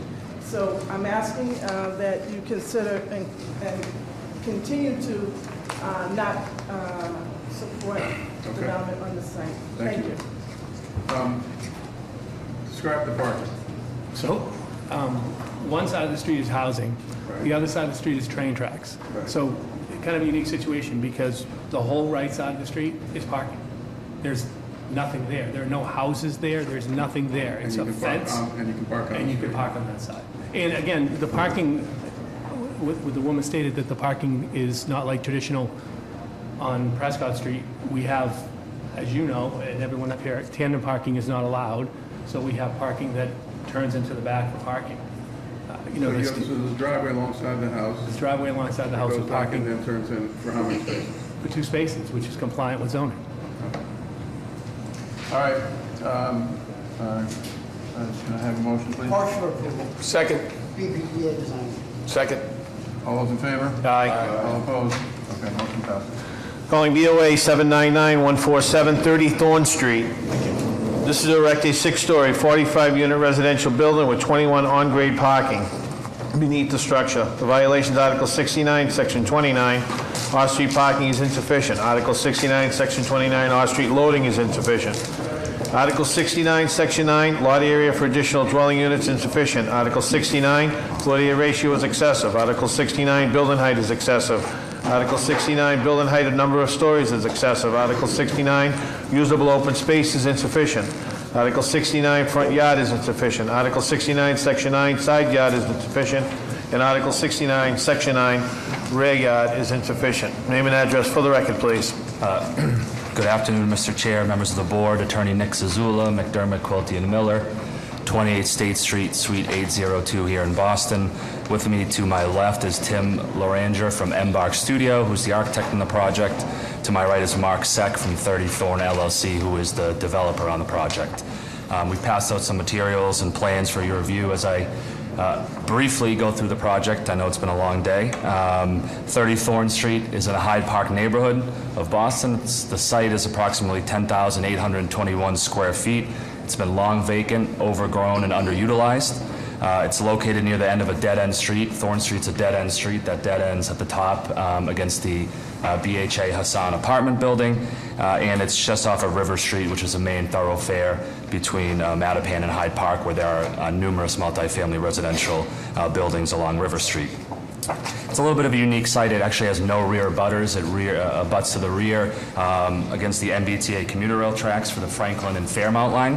It has a site grade change of about 10 feet from the River Street entrance to Thorn Street all the way up to the top of where the Hassan apartment building is, and even further beyond that is an Alpine Village condo association. So it kind of goes up the hill, and the building and the property is along that hill. The appellant, they recently purchased this site as well as the adjacent existing buildings at 10 and 20 Thorn Street and 2 buildings on River Street. So they now have kind of a portfolio in the neighborhood, and this property was never developed, although those other buildings were built in the 1960s. For various reasons, this kind of third parcel in the 10, 20, and 30 Thorn Street was never developed. Those buildings were built in the 60s and have 10 and 20 Thorn contain 32 dwelling units. So the proposal that we have in front of the board today is an Article 80 small project review project. It's a 6-story building, 45 rental units, including 6 affordable units at 70% AMI. The unit matrix or breakdown is 15 studios, 15 one-bedrooms, 10 two-bedrooms, and 5 three-bedrooms. So there is a nice mix and variable between the unit count. It's not all just studios and one-beds. The proposal includes on-site parking for 21 vehicles. That's up from 15 in the original plans. Sorry, how many vehicles? 21. That's up from 15 in the original proposal. This was the result of an extensive community process as an Article 80 small project review project, and I can go over those details in a minute. It also includes ground floor common space, about 420 square foot common space area in the lobby, trash room on site, and related improvements in landscaping, site design, pedestrian access all up and down Thorn Street. As the developer owns the adjacent properties at 10 and 20 Thorn, this will allow them to kind of complete the overall development of these 3 neighboring properties and allow for a fully cohesive and established residential program on Thorn Street, and they've committed to making landscape upgrades and other site improvements all along that side of Thorn Street along with the project. Briefly, again, we did engage in an extensive and lengthy community process, including our own informal abutter meeting, which we held in the neighborhood. We met with the East River Street Neighborhood Association on 3 separate occasions, and the project you see before you today is as a result of that, and we do appreciate their involvement in the project. They did provide a letter of support in the packet, which I handed out earlier today. We met with the Hassan apartment buildings as well, which is at the top of the hill, and we held a public meeting and an abutter meeting as a result of the Article 80 small project review. And we were approved by the BPDA last month on September 13th. Finally, I'll say that the multifamily residential use, it's an allowed use, so we're not looking for a use variance here. It's an allowed use in the zoning subdistrict. I'm happy to go over the zoning relief required and how we comply with the variance findings if you want me to. However, all that information is included in the packet. I know it's been a long day, so I won't bore you with those details, but if you have any questions, it is included in the packet we handed out. How are the drawings designed? Drawings are adequate. Okay. Is anyone here to speak on behalf of the project?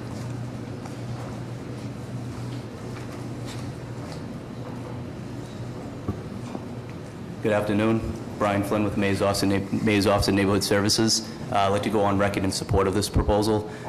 We had multiple meetings, especially with the East River Civic Association, which encompasses the region where the proposals being held, and we want to offer our full support for the project.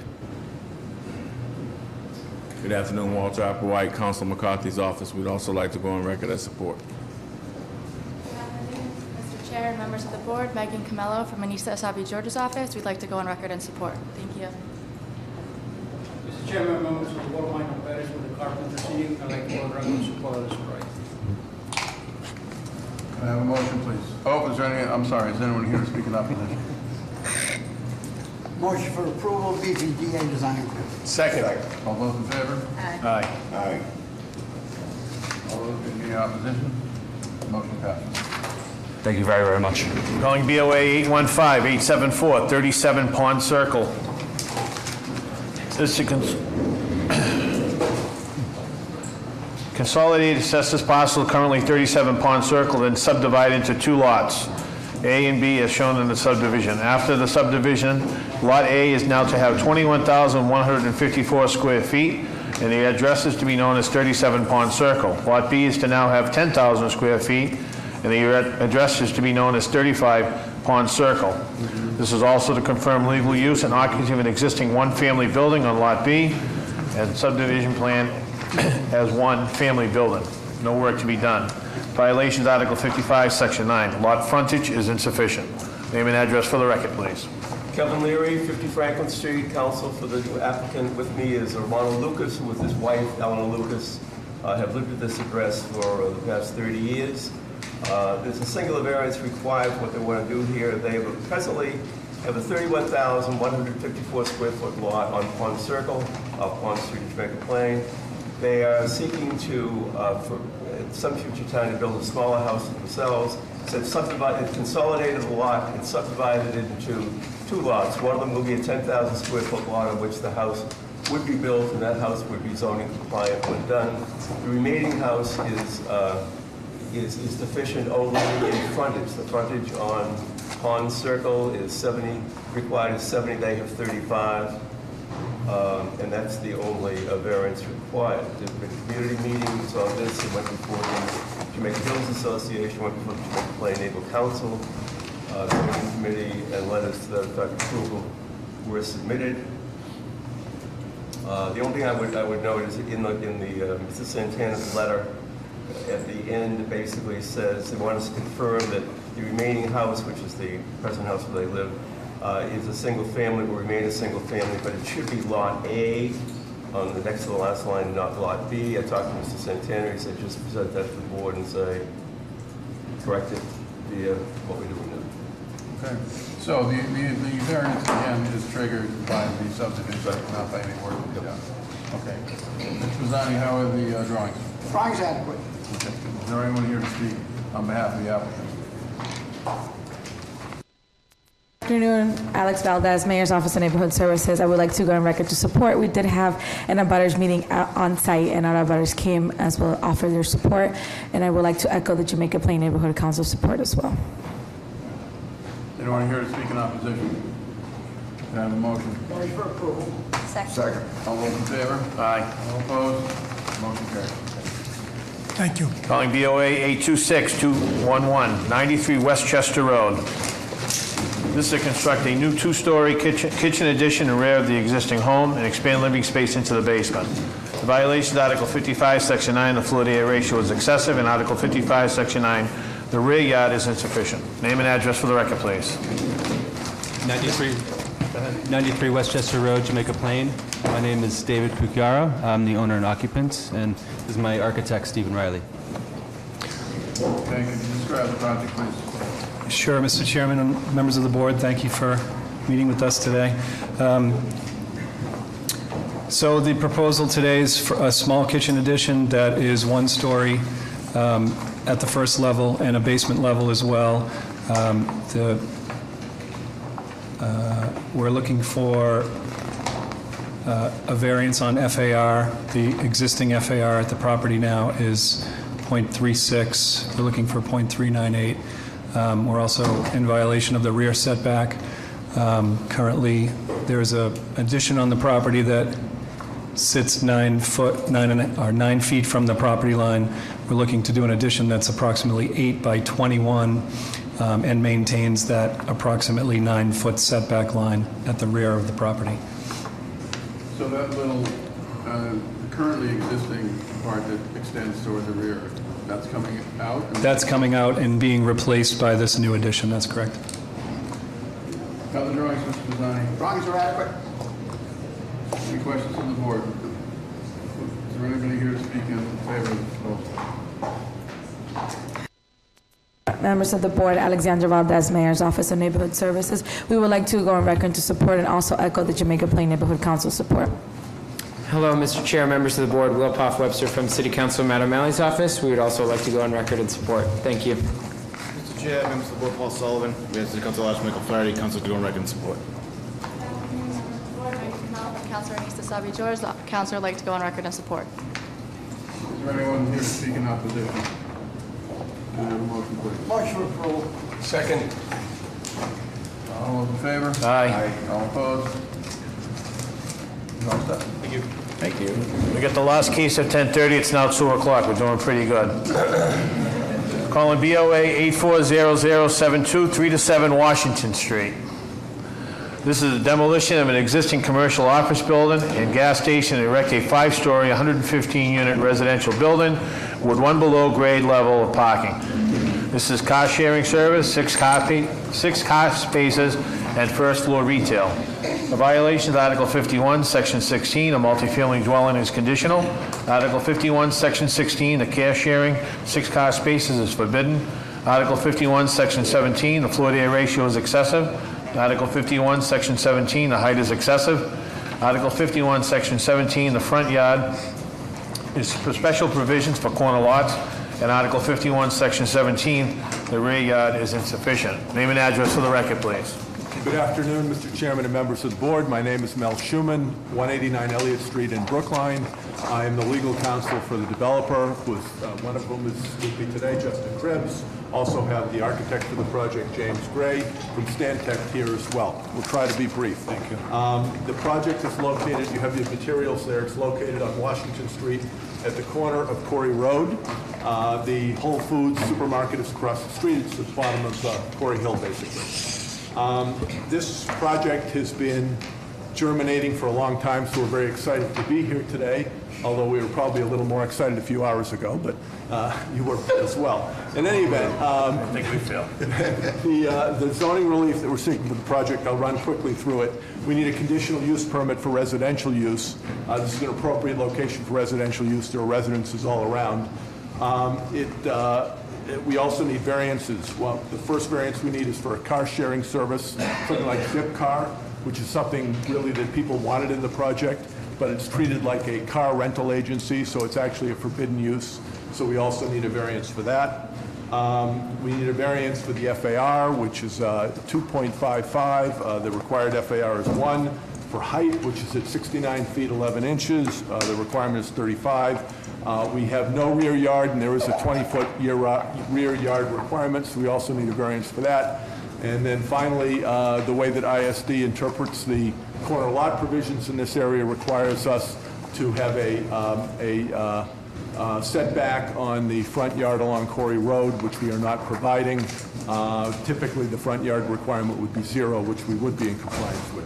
So those are the variances that we need. Let me briefly turn it over to Justin, who'll tell you a little bit. Can I ask you a question first? Of course. Educate me. Why is car sharing a forbidden use in this case? It's treated like a car rental agency, like a Hertz or an Avis, and therefore it's a forbidden use. The code doesn't have a specific designation for a car sharing service. Okay. And that's the reason. Learn something new every day. So, Justice. And recognizing you have been here for a while, I'll be real quick. We had a robust process with the community. This project originally came in at 145 units. We reproposed the project at 115. We resulted with 108 units with working both with the community and the IAG. We also made reductions in height And we also made reductions in the massing of the building to take corners where there was community impacts or concerns of the neighborhood, and we brought those down. Those are on the corners, and you'll note.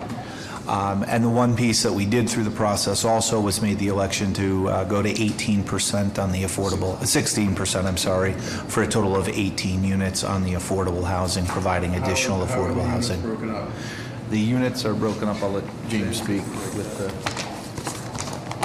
James Gray, Stantec Architecture. We have 31 studios, 42 one-bedrooms, 11 one-bedroom plus dens, 6 two-bedrooms, 9 two-bedroom pluses, and 9 three-bedrooms. The 9 three-bedrooms were increased, and the affordals will be proportionally reflected. Can I interrupt? Can you read that to me one more time? I can't write that quick. Yeah, sure. 31 studios, 42 one-beds, 11 what we call one-bed pluses, 6 two-bedrooms, 9 two-bedroom pluses, and 9 three-bedrooms. Are these rentals or condos? Rentals. 9 three-beds? That is correct. Thank you. You're welcome. How are the drawing systems, Donnie? Drawings are adequate. Any questions from the board? Have you selected the contractor for the project? We have not. Okay. Is there anyone here to speak in favor of the proposal? Mr. Chairman, members of the board, my name is Connor Newman. I'm with the Mayor's Office of Neighborhood Services. We want to go on the record and offer our support of this project. We feel the developers have worked with constituents and made adequate concessions. Thank you. Welcome aboard. Tom Jackson from Councilor Siomo's office. We'd like to go on record in support. My name is Brian Kitchens, 1245 Adams. I live and work in the area, and I've been to a lot of the community events that the developer has participated in, and they've been really responsive to what we've been requesting, so I'm in favor of the project. Thanks. Amanda O'Grady, 2 Oakland Road. I am here as somebody who's been a part of the Brighton community for over 20 years. My father and mother both served as president of Brighton Main Streets and Brighton Board of Trades. I think this project will be a great addition to the community, and for lack of a better way of saying, will make a pretty place out of what some might consider a little bit of an eyesore right now. So I am in approval of this project. Thanks. Chairman, members of the board, Minor Perez representing the Carpenters Union. On behalf of hundreds of union members that live and work throughout the city of Boston, I'd like to go on record in support. Dave Monheit, long-term Brighton resident, also work in the area, 1637 Commonwealth. I'll keep this brief in respect to everyone here. I've been at every IAG meeting along with every board meeting. I've heard every concern. I feel they've all been satisfactorily addressed by the developer in terms of height, in terms of frontage for the building, which I believe came up. The car sharing was actually brought up by us in order to give a green impact on the building and reduce traffic. I think it's a great predecessor, or I'm sorry, it follows its predecessor, which made a great impact on the community right down the block in the Green District done by Mount Vernon, and I offer my full support of the project. Annabelle Gomes, member of the IAG. Question for clarification. You started at 18, then you went to 16. I believe the answer was 17, so could we get that cleared up? I believe it's 16.6, actually. Is the percentage of the 18 units? 18 units. So, okay. It's So 16.6. 16.6, so we were just rounding up to 17, is that it? Okay. Just that needs to be clarified. They're just, you know. Unit gets rounded up as well. That was one of the arguments we had. Math lesson, yeah. Sorry. So the IAG, the majority of the IAG did support this project because they did agree to go up on the affordable units. We did want condos. That wasn't a possibility with this project, so the fact that they did go up on the affordability did help us to come to support on it, and helping increase the Quarry Road, making it a larger sidewalk because there's a lot of elderly housing in that corner was very important, and they did agree to that.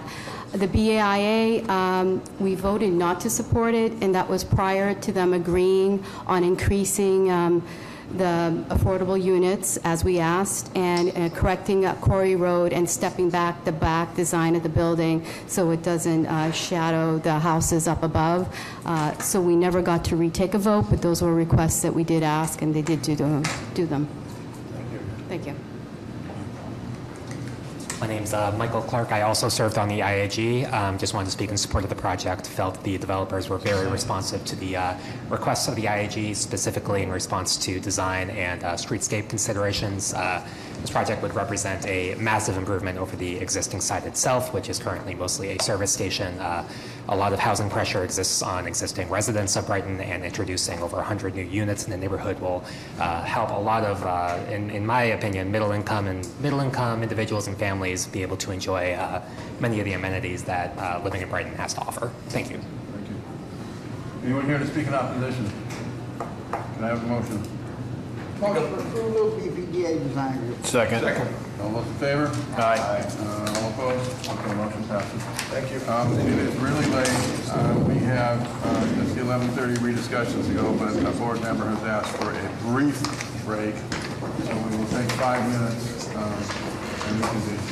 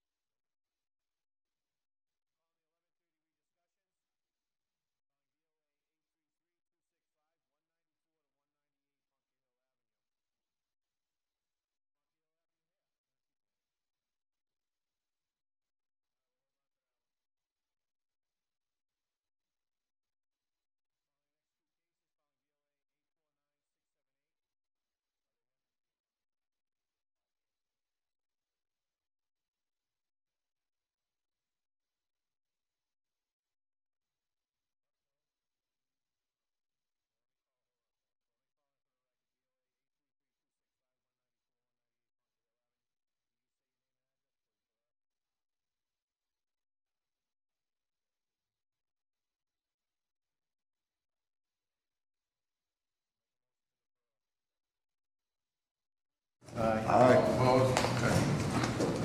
December 18th. You can let them know. John, you going to defer? You want to do your referral first? Sure. So I'm going to call in for the record. BOA 852-415-72 to 72B Oakland Street. There's a companion case, BOA 852-419-74 to 74B Oakland Street. Name and address for the record, please. Attorney John Pulgini, 10 Forbes Road, Braintree. The reason for this deferral is for more community process. Give us an opportunity in a short time just to discuss some changes to the project. All right, motion for deferral. Second. All those in favor? Aye. All opposed? And we have a date of 11/13/2018 at 11:30. Thank you. Now, calling the next case. Did I just call Amory Street? No, did I call it in? Did I call it in? I can't remember. No. I'm going to call BOA 849-678-260 to 260A Amory Street. There's also a companion case, BOA 849-674 266 to 266A Amory Street. This is for 260 to 260A. Renovate an existing single-family house and propose second-story rear addition. The violations, Article 55, Section 9, the lot width is insufficient. Article 55, Section 9, the floor to area ratio is excessive. Article 55, Section 9, usable open space is insufficient. Article 55, Section 9, side yard is insufficient. Article 55, Section 9, the rear yard is insufficient. This is for 266 to 266A Amory Street. This is erect a new 5-unit residential building. The violation, Article 29, Section 8. This is in the G-Pod enforcement. Article 55, Section 40, off-street parking is insufficient.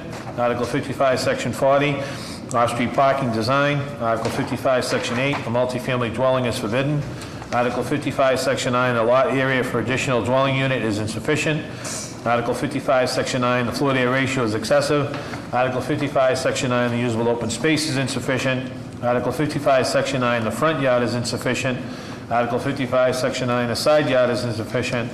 And Article 55, Section 9, the rear yard is insufficient. Name and address for the record, please. Attorney John Pulgini, 10 Forbes Road in Braintree, and with me this afternoon is Bob Alessandro, who's the owner and developer of this proposal. Excuse me. On both of these projects, I have provided the board 2 letters of support from the Jamaica Plain Neighborhood Zoning Council, which we obtained through the community process. With respect to 260 Amory Street, this is basically renovating an existing single family with a proposed second-story addition. The lot width is required 45, we're at 4235. FAR .7, we're 1.66. Open space 600, 171 square feet. Side yard 7 foot, and then 10 foot, we're 5.3 and 19 feet. And rear yard's 15 feet, we're at 13.9. Went through a community process. Again, as I stated, we met with the abutters as well as the community group several times, gave them the proposal, and we're able to obtain their support for this project. Remind us why we're back for a discussion on this? Oh, because it was thanks for reminding me, there was a notice. They only noticed one of these because they're companion cases. When the ISD sent out the initial notice, they didn't put them both, so just to consolidate the cases at the same time. With 266 Amory Street, this is to build a new 5-unit residential building. The zoning in that neighborhood is 3 F 4,000. The proposed lot size is 3,969. Again, FAR .7, we're at 1.66. Height is 35, we're at 40.7. Modal is front yard's 15 feet or modal, we're at 8 feet. 7 and 10 on the side, we're 7, 3.6, and rear yard's 15, we're at 8.8. The parking in that neighborhood is 1.25 per unit, which would be 6.25 for this. We have proposed 5 spaces. The unit sizes, if you wanted to know that, Unit 1's 978 square feet, 2-bed, 1 bath. Unit 2 is 1,006 square feet, 2-bed, 2 bath. Unit 3, 1,068 square feet, 2-bed, 2 bath. Unit 4, 1,006 square feet, 2-bed, 2 bath. And Unit 5, 1,097 square feet, 2-bed, 2 bath. We went again to the JPNZ, presented this project, and through negotiations with the community, obtained their support as well. Okay, how are the drawings, Mr. Pisani? Drawings are adequate. Is that a companion adequate? Absolutely. All right, is there anybody here? Everybody's getting a little punchy. Is there anybody here to speak on behalf of this project? Good afternoon, Chairman, members of the board. Alex Valdez, Mayor's Office of Neighborhood Services, would like to go on record of support and also state the support of the Jamaica Plain Neighborhood Council. Thank you. Good afternoon, Mr. Chair, members of the board. Will Poff Webster from City Council Matt O'Malley's office. We'd also like to go on record in support. We consider the plans adequate. Thank you. Megan Camella from Councilor Anissa Sabi George's office. The council would like to go on record in support. Mr. Chair, members of the board, Paul Sullivan, on behalf of the council, Michael Flaherty, council to go on record in support. Is there anyone here to speak in opposition? Can I have a motion? Motion for approval. Second. BPDA design review.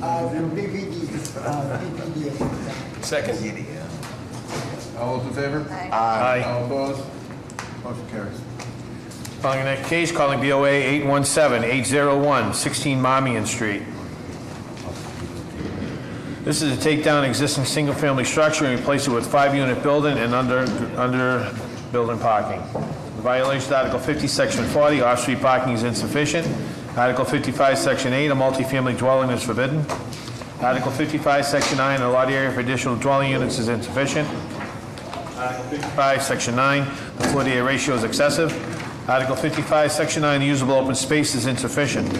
Article 55, Section 9, the front yard is insufficient. Article 55, Section 9, the side yard is insufficient. And Article 55, Section 9, the rear yard is insufficient. Name and address for the record, please. Attorney John Colgini, 10 Forbes Road in Braintree. With me is Dave Anderson, who's the owner-developer of this proposal. This proposal, as you remember, came before. We actually had a deferral before. We were at 5 units at that time. Due to the community process, we have reduced this project to 3 units, which is before you right now. I have provided the board a letter of support from the Jamaica Plain Neighborhood Zoning Council. The proposal is it's a 3 F 4,000 zoning, and the lot size is 4,688 square feet. So what are the variances on this downsized proposal? So really, we came down to basically nothing. I think the only variances we have are we're at FAR, we're at 1.05 and a 0.7, and the rear yard setback, which is 20, and we're at 10. That's it? Yep, so we removed all the other violations by reducing the project. What's the parking? It's 1 per unit. I'm sorry, 3 spaces for the 3 units. Okay. How are the plans, Mr. Fasani? Plans are adequate. Is anyone here to speak on behalf of the proposal? Good afternoon, Chairman and members of the board. Alex Valdez, Mayor's Office of Neighborhood Services. After an extensive community outreach, we would like to go on record of support and also state the Jamaica Plain Neighborhood Council support as well. Good afternoon, Mr. Chair, members of the board. Will Poff Webster from City Council Matt O'Malley's office. We'd also like to go on record in support. Thank you. Good afternoon, Mr. Chair, members of the board. Megan Camella from Councilor Anissa Sabi George's office. The council would like to go on record in support. Mr. Chair, members of the board, Paul Sullivan, on behalf of the council, Michael Flaherty, council to go on record in support. Anybody here in opposition? Like a motion, please. Motion to approve. BPDA design review. Sorry. Second. All those in favor? Aye. All opposed? Motion is granted. Thank you very much. Thank you. Calling the next 2 cases, calling BOA 796-214, 8 Pine Street. There's a companion case, BOA 796-212, 8 Rear Pine Street. This is for 8 Pine. The second building on the same lot. No work to be done. The violations, Article 69, Section 29, off-street parking loading and requirement is parking is insufficient. Article 69, Section 30.12, 2 or more dwellings on the same lot. Article 69, Section 9, the rear yard is insufficient. This is for 8R Pine. Demo the existing barn and rebuild a single-family dwelling on one of 2 buildings on this lot. The violations, Article 69, Section 29.4, off-street parking location. Article 69, Section 30, 69-30.1, 2 buildings on 1 lot. Article 69, Section 9, lot frontage is insufficient. Article 69, Section 9, usable open space is insufficient. Article 69, Section 9, side yard is insufficient. And Article 69, Section 9, rear yard is insufficient. Name and address for the record, please. Thank you, members of the board. Cameron Merrill from Merrill & McGeary, 100 State Street. On behalf of Chris Lyden, the applicant before you, as well as the Wood Hill Condominium Trust on the companion case.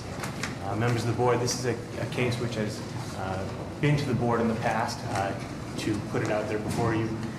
This was once brought in 2001 and now in 2010. We are again seeking a similar relief, different applicant, different circumstances as in the past, while the intention of the project is the same.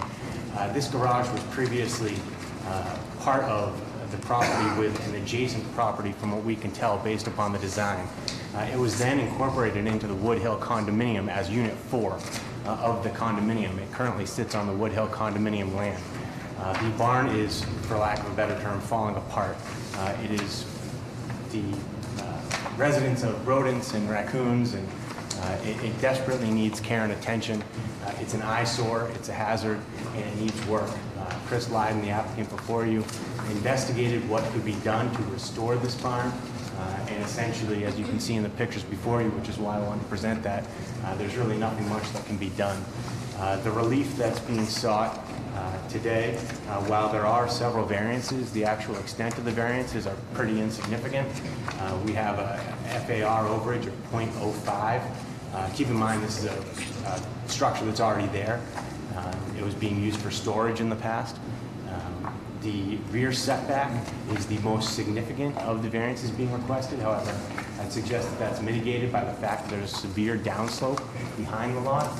The property behind this is also in the residential zone, which is essentially being used as a junkyard, as you can see from the picture. And that there is another residence behind it, which is a double lot use, just like we're intending to do here, with a auto body repair shop. It's changed uses over the past, but that is a non-conforming use also in the residential district.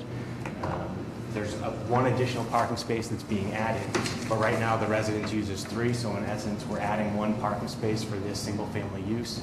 I'd suggest to you that this is an unusual lot based upon the fact that there is a significant slope at the rear, the fact that there's the pinch point up front that's encumbered by an easement. This isn't a reasonable use. This is a residential area. We're attempting to add another residence for a family in this neighborhood.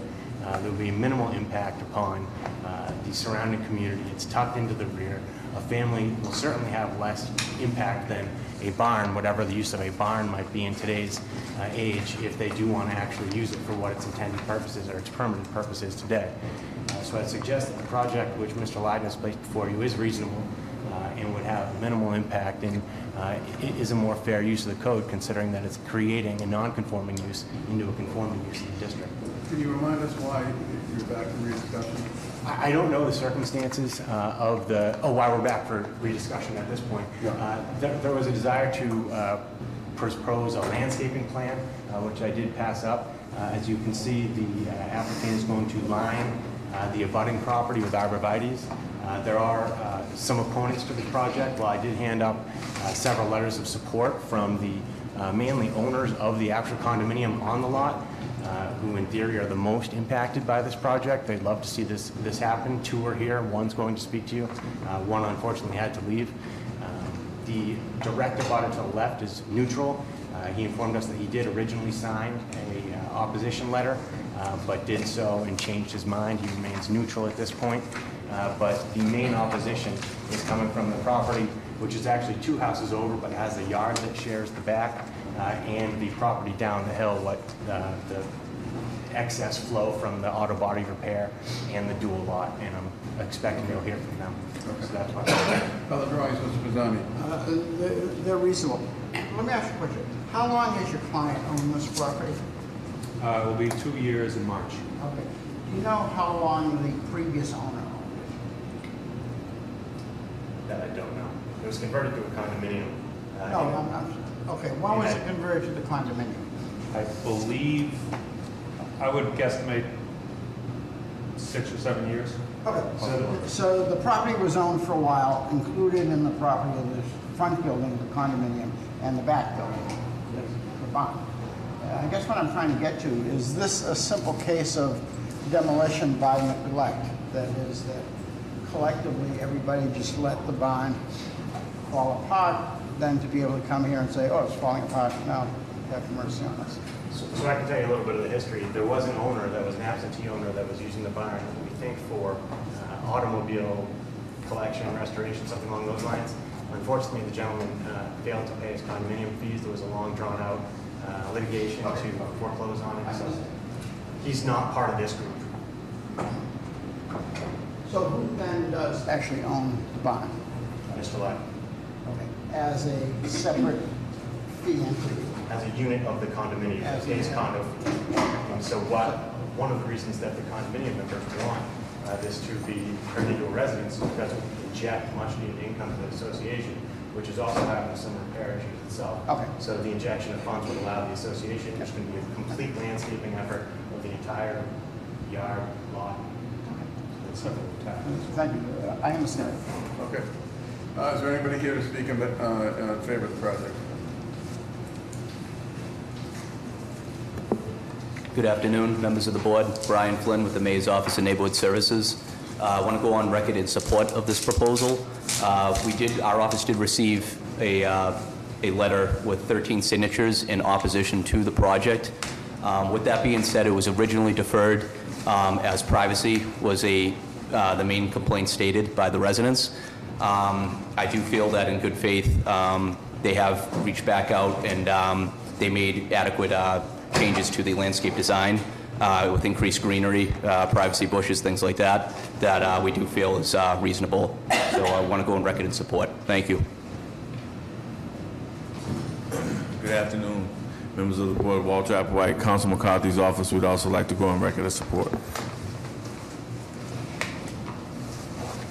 Good afternoon, everybody. I'm Paul Dwyer. I'm the owner of the first floor on Pine Street. Been there for about 4 years. When I first got there, the barn was owned by a contractor. It was a complete disaster. People coming in and out all day, all night. Vehicles coming out, tow trucks. Guy just did whatever he wanted.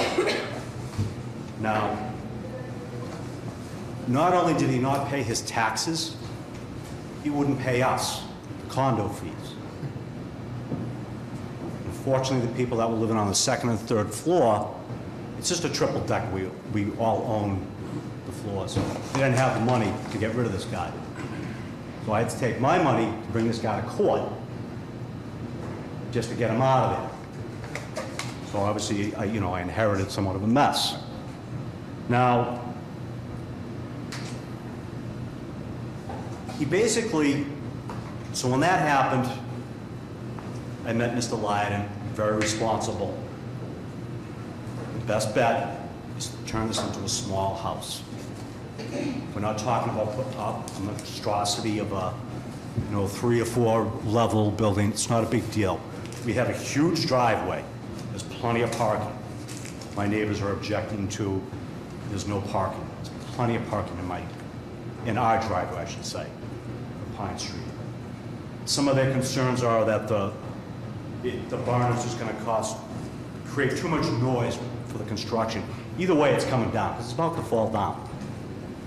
So we're doing the right thing. We're going to try to make it into a family. Some of my neighbors are opposing. They don't want a family in the neighborhood. Yeah, that's what they said. I have another guy in opposition. He wants to make it into a pot barn. Good sized yard, too easy. Way too easy. Single family house.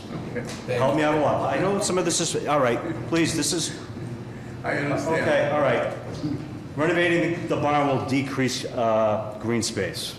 We'll add green space when they put this house in there with all the trees and all that kind of stuff. I really would appreciate your support. It's created a lot of problems for me. I know you already heard this before, but this is from me, the owner. So. Okay, thank you very much. All right, thanks for your time. Is there anyone here to speak in opposition? Good afternoon, Mr. Chairman, members of the board. Joseph Feaster from the law firm of McKenzie & Associates, 183 State Street, Boston. I've made reservations at the hotel for all of you as late as it is in the afternoon.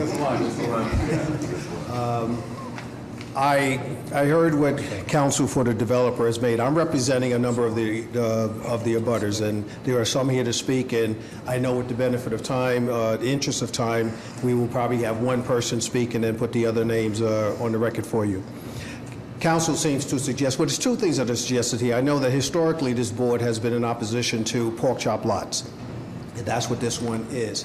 This has been a matter that's been brought before the board in some form or some fashion by various individuals since 1999. And in each instance, either it was denied or in terms of it was withdrawn.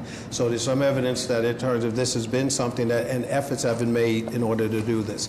While folks are sympathetic to the fact that the bond exists there and that the condominium association or the developer would like to do something to it, the reality is that if it's an eyesore, then it is something that should be taken down, but it should not create a situation whereby zoning benefits someone for something that historically or oftentimes we do not allow. There has been significant opposition, and I will submit these for the record if I can, for those, they may already be in the record, but there, and it goes with the FAR, the lot size, the lot width, front yard setback, rear yard setback, and parking. The previous speaker said that there's a lot of parking. Well, they've been cited for parking in this particular instance relative to what it is for the bond, not speaking about the condominium. The last thing I'd say that if it was desirable in order to try and make this work, well then maybe it should have been made part of the condominium. They made a connection to it and that may have satisfied their ability in order to do that. But that is not what before the board, and so therefore on behalf of the abutters who are in opposition, I state that opposition for them strongly. Now, there are several of the abutters here. Mr. Chairman, how would you like to proceed? Yeah, have them enter the names and addresses on the record and their opposition. Good afternoon, I'm Mary Clark. I am an abutter.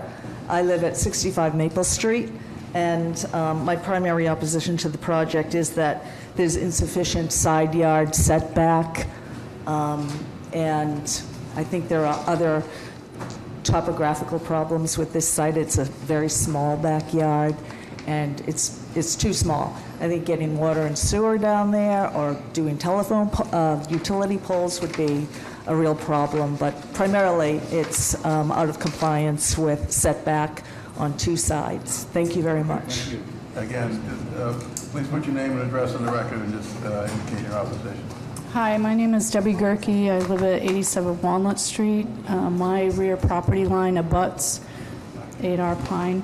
I'd just like to clarify a few things that his lawyer presented that are not true, and how he labeled the rear setback.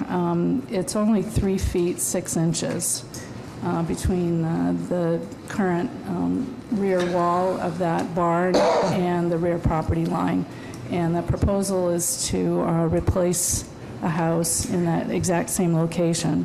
So it's about, it's what, shorter than the width of that table. The mayor's office says they're in support of this because the developers promised to plant trees and natural screening. I contend that 3 feet 6 inches is not enough room to plant significant screening, plus allow safe passage behind a house.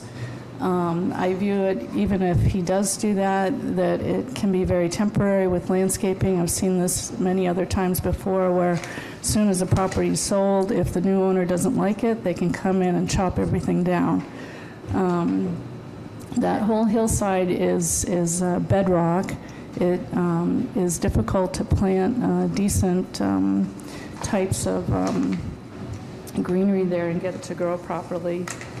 Secondly, they're saying that building a home there is going to improve the neighborhood and somehow affect the guy down the street that has junk cars in his yard.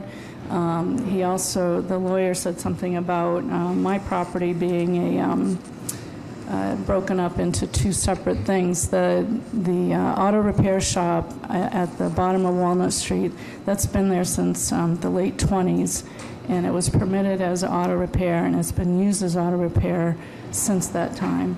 The use has not changed at all. The last thing I'd just like to say, when I was prepping for the meeting, in the Boston Planning Statement of Purpose, Goals, and Objectives, it talks about providing adequate density controls and promoting the character of residential neighborhoods. It spoke specifically about Mount Neponset and the older homes, and I think one of the big character pluses we have are some of these older structures and barns, and I ask if you allow this to go through, are you going to allow every other owner of a barn or a detached garage to turn that into a single-family home? It's totally going to ruin the character of that area of Hyde Park, and you know, once those homes are in there, it's permanent. Thank you. So, thank you. Again, please keep it brief. Good afternoon, Chairman and members of the board. My name is James Camerlin. I live at 65 Maple Street, and I am a direct abutter, and the back of my lot is very close to the existing building, and whatever the future building becomes. I'll condense my remarks. I've been there for 20 years. That place in my yard is literally my only private space. We are not anti-family. We have 12 families living around our lot at this point. This would be number 13. And we just advocate that it be rebuilt as a storage building. We never had any problem with that storage building. I sympathize with the fact that they had one bad tenant over the years, but storage buildings are quiet and people have every right to make noise. So I would like to preserve my private space. Thank you. Okay, thank you. Mr. Chairman, members of the board, my name is James Akiba. I'm a 12-year direct abutter resident at 87 Walnut Street, Unit 1, and I oppose this project as well for the reasons that were previously mentioned, as well as some concerns I have about during the construction phase, unforeseen circumstances that could pop up with the being so close to that steep setback. So. Okay, thank you very much. Okay, what's the pleasure of the board? I'm going to make a motion. I'm going to make a motion. Go ahead. One for denial without prejudice. Second. One clarification is, it is part of the condominium.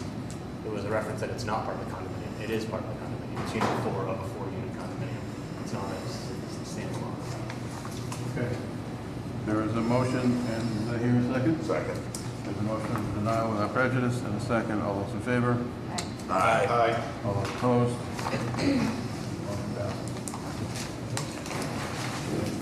Calling the last two cases for reconsideration. Calling BOA 859-540, 106 to 108 Rear Mount Pleasant Avenue.